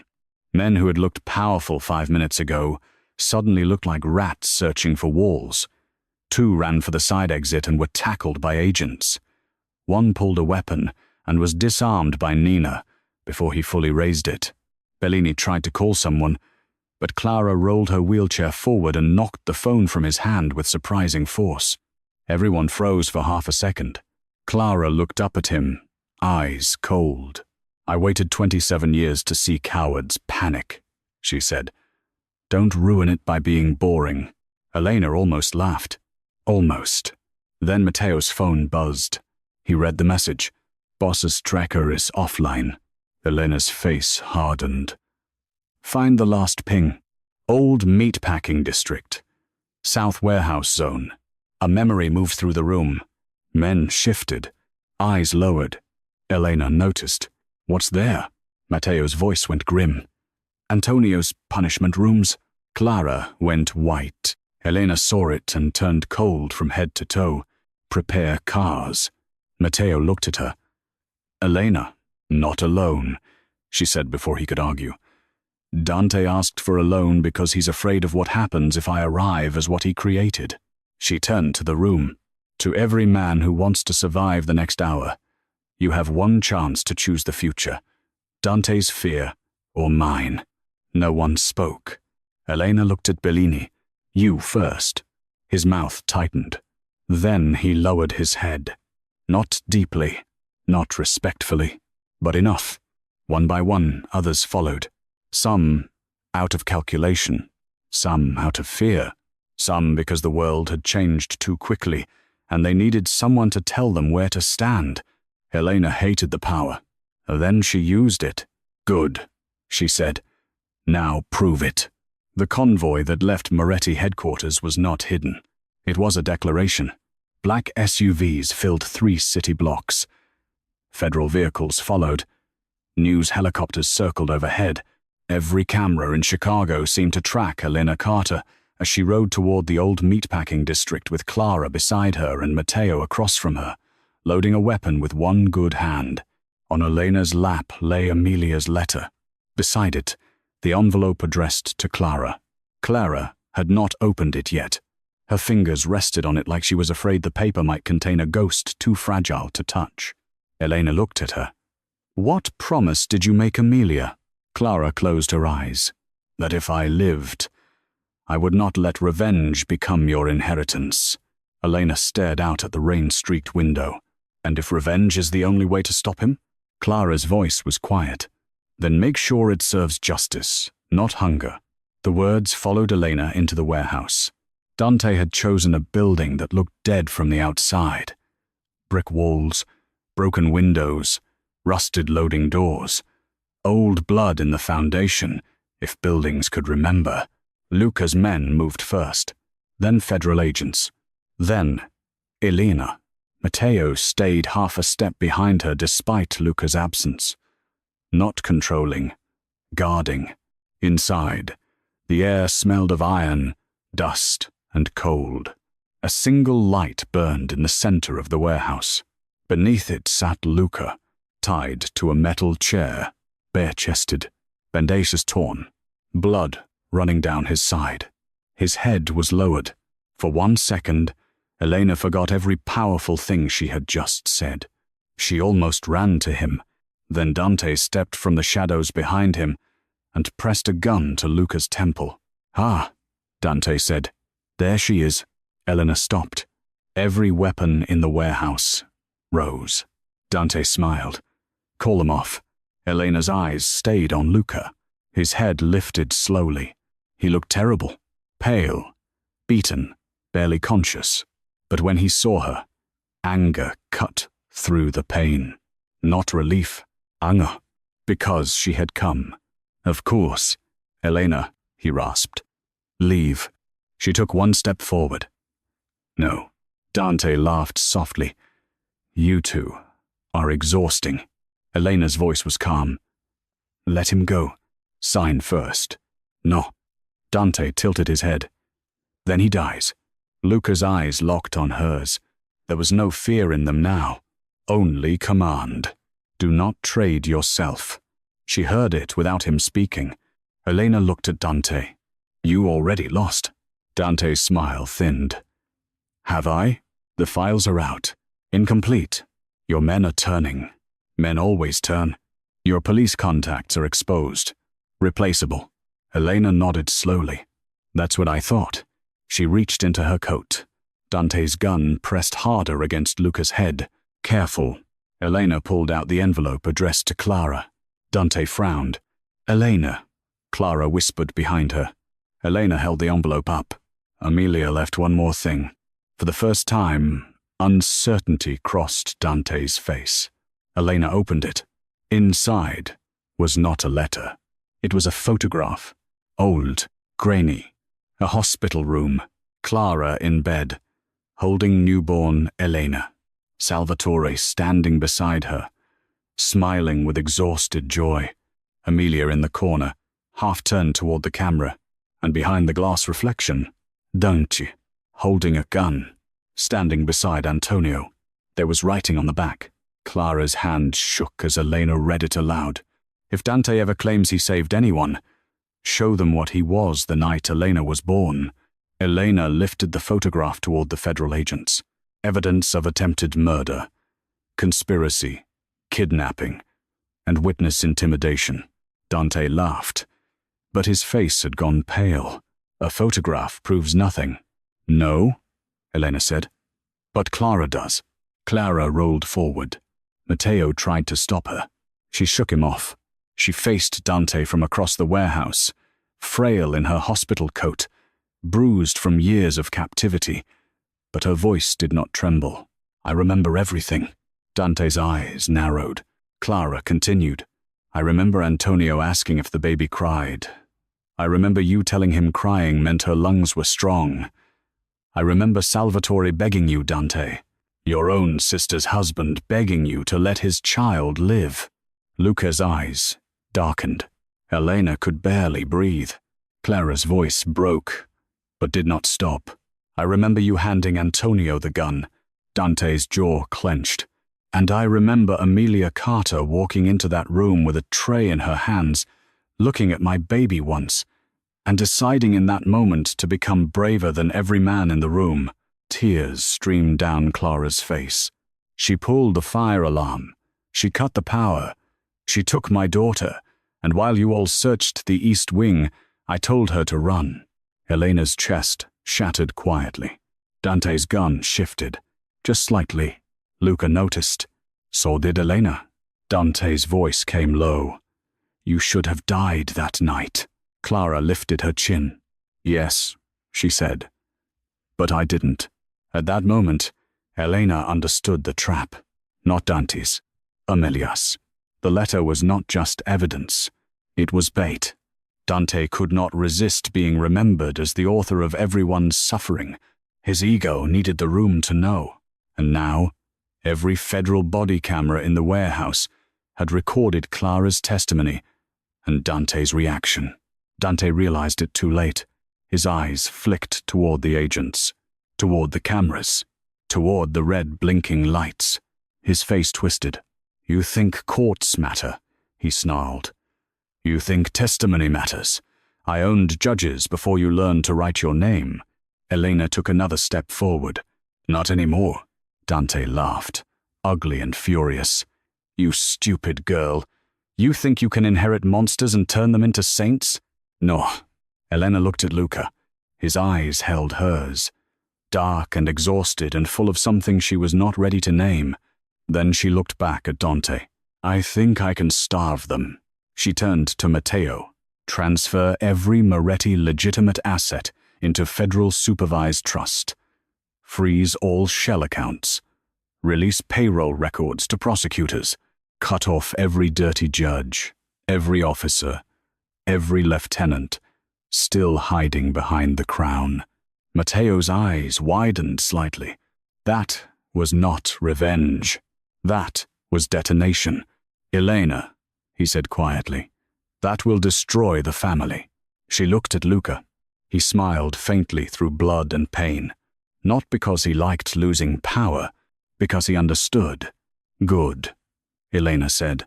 Dante's face went white with rage. No. Elena's voice sharpened. Yes. Dante's gun moved from Luca's temple to Elena. Luca surged against the ropes with a roar. Dante fired. The shot cracked through the warehouse. Elena felt heat tear past her arm. Matteo tackled her down as agents opened fire. Luca snapped the weakened chair arm with pure adrenaline and threw himself sideways, dragging Dante's aim off target. Bullets shattered glass. Dante stumbled back, hit in the shoulder, then the leg. He dropped the gun, but he was still reaching. Always reaching. For Himmler, for a second weapon. For one last way to hurt someone before the world closed around him. Elena pushed Matteo off and stood.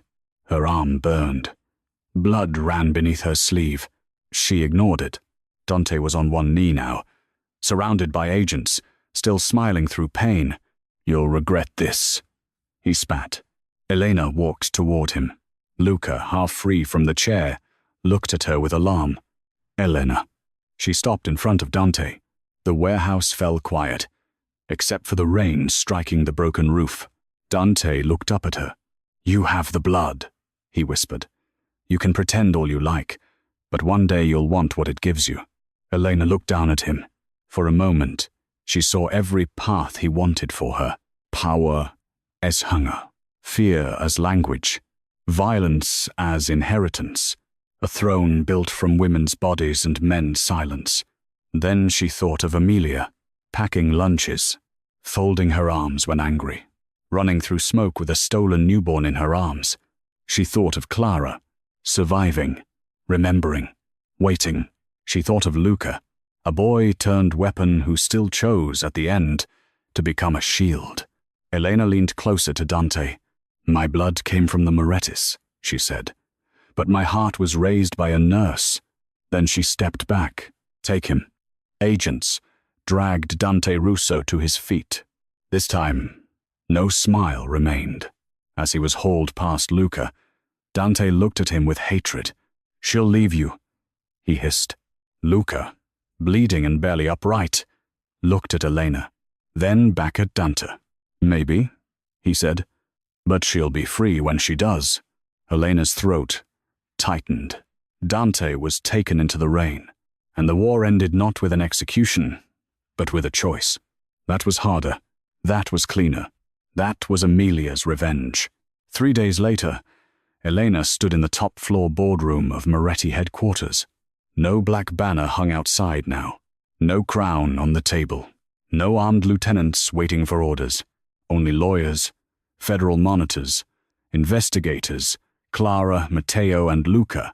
Luca sat in a chair beside the window, still recovering, still pale, still furious about being told to sit. His black suit did little to hide the bandage beneath it. Every time he shifted, Elena noticed. Every time she noticed, he noticed her noticing. Neither of them said anything. A lawyer slid documents across the table. These signatures transfer control of eligible legitimate assets into the Carter Foundation Trust, pending federal review. The remaining criminal-linked assets will be frozen, seized, or liquidated through supervised legal channels. Elena looked at the name. Carter Foundation, not Moretti. She had chosen it before breakfast. No one argued. The Foundation's first commitments were already drafted. Witness protection support, hospital debt relief, scholarships for nurses, housing for families targeted by organized crime, a fund in Amelia Carter's name, another in Clara Salvatore's. Clara had cried when Elena told her. Luca had gone silent for nearly a full minute, then said, "She would have liked that." Elena had known he meant Amelia. Now, she picked up the pen. The room waited. Once, men had used her existence as leverage. Now they waited for her consent. She signed, Elena Carter, not Moretti, not hidden heir, not lost princess. Her hand shook only once. When it was done, the old empire began dying on paper. No gunshot, no blood, just ink. Bellini, cuffed and guarded, watched from the far end of the room after agreeing to testify against remaining Russo contacts. His face was grey. Elena looked at him. "You thought power was keeping everything." He said nothing. She closed the folder. It's knowing what to let burn. After the meeting, the room emptied slowly. Clara kissed Elena's forehead before leaving with Nina. Matteo lingered by the door, giving Luca a look that said, "Do not be stupid," and Elena a look that said he already will be. Then he left too. Only Elena and Luca remained. Rain moved down the glass walls of the boardroom, softening the city beyond. For once, Chicago looked quiet. Luca stood with difficulty. Elena immediately turned. "Sit down." A faint smile touched his mouth. "You're very commanding. I had a terrible teacher." His smile faded into something warmer. "I deserved that. You deserve several things I haven't decided on yet. I'll wait." The silence between them changed. It no longer felt like a battlefield, more like the room after one. Elena walked to the window. Luca joined her, keeping enough distance not to crowd her. A lesson learned in blood. For a while, they watched the rain. "You gave it all up," she said. "It was yours." "No." She looked at him. "It was never mine. It was never yours either. It belonged to fear." Luca nodded slightly. "Elena." She turned. His eyes were dark, steady, stripped of the command she had first hated, and the desperation she had not known how to survive. "I owe you truth," he said. "You gave me enough of it to ruin my week." "Not enough." She folded her arms. "Then talk." He looked down, gathering something painful. "I did love power once." Elena did not speak. "When Antonio died, I told myself I would use the family differently. Cleaner, safer, no civilians, no women, no children. Rules that made me feel less like him." His mouth tightened. "But I still kept the machine." Elena listened. "No excuse. That mattered. I told myself fear was necessary, because without it worse, men would take over." He looked at her. Maybe that was true sometimes. Maybe it was just convenient. And now? Now I don't know who I am without it. The honesty was quiet, unprotected. Elena looked back at the city. "Good." His brows lifted slightly. She glanced at him. "Maybe not knowing is the first honest thing." A faint breath left him. Almost a laugh. Almost pain. "Amelia would have liked you angry." "She made me angry. She made you brave." Elena's throat tightened. Luca reached into his jacket slowly. This time she did not tense. He pulled out an old envelope, worn, folded too many times. "Elena," he said softly. "The letter she wrote me." Her breath caught. He held it out. No condition, no bargaining, no protection disguised as control. Just her mother's words. Elena took it with trembling fingers. She did not open it yet. If she did, she might fall apart, and she wanted one more minute standing. "Thank you," she whispered. Luca nodded. Then he stepped back. The movement surprised her. "What are you doing?" "Leaving before I ask for something I have no right to ask." Her heart pulled painfully. "What would you ask?" He looked at her for a long moment. The city reflected around him in broken lights. Whether there is a version of my life that still has you in it. Elena's breath caught. There it was. Not ownership. Not command. Not, don't leave me. A question. The one thing he had never given her at the beginning. Choice. She looked at the envelope in her hand. At the rain. At the man who had lied to her and saved her, watched over her and wounded her, belonged to darkness, and still helped her dismantle it. She did not forgive him completely. Not yet. Maybe forgiveness would come slowly. Maybe trust would have to be rebuilt one honest act at a time. Maybe love, if that was what waited beneath all this ruin, would have to learn to stand without chains. Elena stepped closer. Luca went still. She reached up and touched the healing bruise on his cheek where she had slapped him days ago. His eyes closed for half a second. Luca, she said softly. He opened his eyes. I don't know. Pain flickered across his face, but he accepted it. Then Elena added, but I'm not walking away today. Something changed in him. Not relief exactly. Something deeper. Something like a man setting down a weapon he had carried too long. Elena lowered her hand. No more secrets. No more secrets, he said. No orders. A faint smile. Suggestions? Careful. His smile faded into reverence. Choices, he corrected. She nodded. Choices. Below them, the last black banner was removed from Moretti headquarters. The crown came down in the rain, and for the first time, Elena Carter did not feel like the hidden heir of a criminal empire. She felt like the woman who had survived it. Behind her, Luca Moretti stood in silence, not as her owner, not as her savior, as the dangerous man who had finally learned to wait at the edge of her freedom and hope she turned back by choice. Elena looked down at Amelia's letter in her hand, then at the city, then at Luca, and when she spoke, her voice was quiet, steady, and entirely her own. Let's go home. Luca's eyes darkened softly. Which one? Elena looked at the rain washing the windows clean. Not yours, she said, not Moretti's. Then she slipped Amelia's letter into her coat, walked toward the elevator, and let him follow. Mine. The apartment still smelled like old paint, rain, and cheap coffee. For the first time, Elena did not hate it. She stood in the doorway with her keys in her hand, looking at the thrift store couch, the little kitchen table, the single chair, the dying plant on the windowsill that had somehow survived everything. Her life had been broken into by monsters. Her kitchen had held hostages. Her walls had heard threats, lies, and the voice of a mother she thought was dead, and still, somehow, the place felt hers. Luca stood behind her in the hallway, silent, not entering, not assuming, not crossing the threshold until she looked back. That small restraint nearly undid her. You can come in, she said. His eyes moved over her face. Are you sure? Elena almost smiled. You're learning.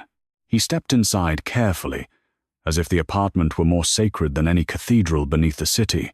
Clara came in after him, wrapped in a soft grey coat, moving slowly but with more strength than she had 3 days ago. She paused near the kitchen table and touched the back of the chair where she had been tied. Elena watched her mother's fingers tremble. Do you want me to get rid of it? Elena asked softly. Clara shook her head. No. Her voice was quiet. Not yet. Elena understood. Some things needed to stay visible until they lost their power. Dr. Harris had been placed under federal protection. Nina had taken him herself, which meant no one argued. Matteo was stationed downstairs, pretending he was there only for security, and not because Luca had made him promise to guard the building like a fortress. Federal agents waited outside too, but farther now. For once, danger had a little distance. Elena walked to the windowsill and touched the dying plant. I kept forgetting to water it, she said. Clara came beside her. It still held on. Elena looked at the brittle leaves and laughed softly. Stubborn little thing. Clara smiled through tired eyes. runs in the family. The words settled gently. Family. It no longer meant one thing. It was not blood alone. Not names. Not legal documents. Not graves. Family was Amelia running through smoke with another woman's child in her arms. Family was Clara surviving 27 years with Elena's name burning inside her. Family was Luca bleeding on a vault floor and still telling her not to sign herself away. Family was complicated, painful, chosen, lost, found again. That evening, Elena made soup, because Amelia had always made soup when the world felt too heavy. It was too salty. Clara ate it anyway. Luca sat at the kitchen table looking absurdly dangerous in a small apartment chair, bandaged beneath his black shirt, one arm resting carefully at his side.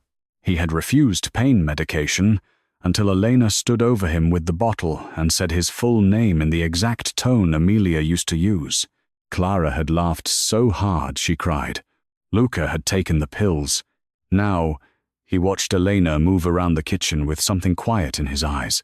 No hunger, no command, just wonder, as if peace was a language he did not speak but wanted to learn. After dinner, Clara opened Amelia's letter. Elena sat beside her on the couch, while Luca stood near the window, giving them space. Rain tapped softly against the glass. The city glowed beyond it, wounded but alive. Clara's hands shook as she unfolded the paper. She read silently at first. Then her face crumpled. Elena reached for her hand. Clara held on tightly. "She says she forgives me," Clara whispered. Elena's throat tightened. "For what? For letting her run with you. For surviving when she didn't. For not being able to come back." Tears slipped down her face. Elena leaned against her shoulder. "She loved you," Clara said. "Both of us." Elena closed her eyes. "I know." And for the first time, saying it did not feel like losing Amelia. It felt like keeping her. Later, when Clara fell asleep in Elena's bedroom, Elena stood alone in the kitchen, holding the second letter, the one Amelia had written to Luca. She had finally read it. Not all at once, only in pieces. Amelia had written to him like she knew the boy beneath the name would need to be reminded he was not born damned. She had asked him not to turn Elena into a debt, not to mistake protection for control, not to confuse love with possession. And at the bottom, in handwriting blurred by what looked like old tears, Amelia had written, "If she ever chooses you, Luca, make sure it is because you gave her every reason to walk away first." Elena folded the letter slowly. Luca stood in the doorway, watching her with guarded eyes. "You read it?" he said. "Yes." He looked down. "She knew me too well. She knew everyone too well." A faint smile touched his mouth, then faded. Elena walked toward him. "You're leaving tomorrow?" His eyes lifted. It was not a question. He nodded. "There are things I need to clean up. Legally, publicly, privately. Dangerous things? Less dangerous than before. That is not comforting. I'm still learning comforting." This time, Elena did smile. Small, tired, real. Luca looked at it like it was the first sunrise after a war. Elena stepped closer, stopping just within reach. Neither of them touched. That mattered too. "What happens to you after all this?" she asked. He looked toward the rain-dark window. "I don't know." "Good." His mouth curved faintly. "You keep saying that." "Because it keeps being true." His gaze returned to hers. "And you?" Elena looked around the apartment. The cracked walls, the old couch, the kitchen table with one chair too few, her mother sleeping in the next room, her dead mother's letters folded safely on the counter. "I'm going back to work," she said. Luca blinked once, as if that was the last answer he expected. "The hospital?" "Yes, Elena." "After everything," she raised an eyebrow. He stopped. "Smart man," she continued. "Not because I have to disappear. Not because I'm desperate. Not because rent is chasing me." She touched the counter lightly. Because I choose it. Luca listened. I'm also starting the foundation. Amelia's fund first. Hospital debt relief. Witness families. Nurses who get crushed by systems men like Dante buy. His eyes softened. She would be proud. Elena nodded, unable to speak for a moment. Then she said, Clara will stay with me for a while. Good. And you? His body stilled. Elena looked at him carefully. You don't get to vanish into guilt and call it noble. A quiet breath left him. I wasn't planning to. Liar. He almost smiled. Then his face turned serious. I don't know how to be near you without wanting too much. The honesty landed between them. Warm and dangerous. Elena's pulse shifted. Outside, thunder rolled softly over the city. She thought of the first night. His hand around her wrist. His broken whisper, "Don't leave me." Then she thought of him stepping back in the boardroom, asking instead of taking, waiting instead of claiming. Still dangerous, still flawed, still Luca. I don't know how to be near you without remembering everything, she said. I know. Some of it hurts. I know. Some of it doesn't. His eyes darkened softly. Elena looked down at his hand. Scarred knuckles. Old violence. New restraint. Slowly, she reached for him. Not because he asked. Not because he needed. Because she wanted to. Her fingers slid into his. Luca went completely still. Like one wrong breath might scare the moment away. Elena looked up at him. I'm not promising forever. His thumb brushed once over her hand. I'm not asking for it. I'm not healed. Neither am I. I might change my mind. Then I'll let you. That was the answer. The one she needed. The one Amelia would have demanded. Elena stepped closer and rested her forehead against his chest, carefully avoiding the wound. Luca's breath caught, but he did not wrap his arms around her until she leaned in fully. Then he held her, gently, as if gentleness cost him more discipline than violence ever had. For a long time they stood there in her small kitchen while rain washed the city clean beyond the window. No gunfire, no commands, no secrets. Just two damaged people learning the shape of quiet. A month later, Elena returned to the hospital. Everyone stared. Of course they did. Some with curiosity, some with fear, some with respect. Dr. Harris was gone, testifying under federal protection. Detective Vale had been arrested trying to flee through a private airfield. Bellini had turned over names that opened 3 more investigations. Dante Russo sat behind federal walls with no bail, no private phone, and no friendly judge left to rescue him. Chicago had not become clean. Cities did not change that quickly. But the rot had been exposed to daylight. And daylight, Eleanor learned, was a kind of violence too. She walked into the ER wearing blue scrubs, her badge clipped to her pocket, her hair tied back, a small silver key pendant resting against her chest. Not the vault key. That was evidence now. This was new, a gift from Clara, a reminder that doors could open without becoming cages. The first patient she treated was a little boy with a broken wrist. He cried, until Elena crouched beside him and told him he was allowed to be scared and brave at the same time. His mother looked at Elena with tired gratitude, and for the first time in weeks, Elena felt her life return to her hands. Not the old life, a truer one. That evening, when her shift ended, Luca was waiting outside the hospital.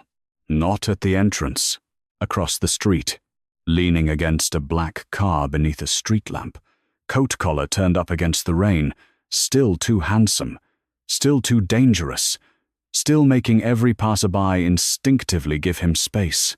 But he did not come toward her. He waited. Elena paused under the hospital awning. Her phone buzzed. A message from him. May I drive you home? She looked across the street. Luca held her gaze. No bodyguards crowding her. No hand reaching. No order hidden inside concern. Just a question.